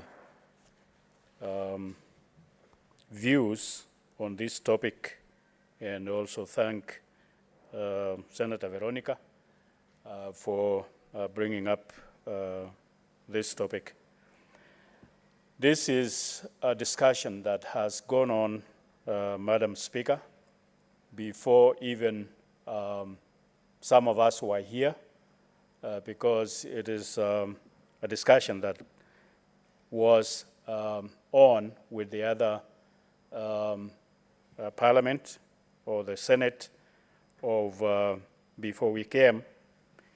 And so it has really become a puzzle. It's almost like which one came first, the egg or the chicken, and no end to the topic and to the discussion. I am one of the members and chair of Labor and Social Welfare, and so we had an opportunity this week to sit with the CS Labor, who is also new, and apologize that she took notes that were, left with others and had no input herself because she's new and cannot authoritatively put a finger on the things that need to be put a finger on. But in rounding it all up, it came to the conclusion that there are contributions made by individuals that bring about the situation that our children find themselves in. One example is that some of our children sneak around and go through agents that are not registered. And this is just something that they do on their own, either unaware that they are risking their lives, but their minds are just on the goodness that comes at the end. And then along with that is child trafficking that kind of contributes very much to the illegality of the unregistered agents. And so when somebody goes illegally into Saudi Arabia, and they know, and so they begin to lose their documentations, their passports are taken, and they have no document with them when working. And even when the situation worsens, they run away. And when they run away, then they become vulnerable with police and any other situation that takes advantage of them. And so, but it was reported that a large percent of our young people are working well and are making money, and we were told about, large sums of money like Senator Khalwale was reporting, and even contributing to their own welfare kitty while there. But we get these reports from a few of them that end up having these problems. But it is true that a few of them are suffering, and therefore, because of the fact that it is a bad situation, it is death, it must be magnified, it must be reported, because when somebody is going on well and making ends meet, there is nothing to report about. But the few alarming situations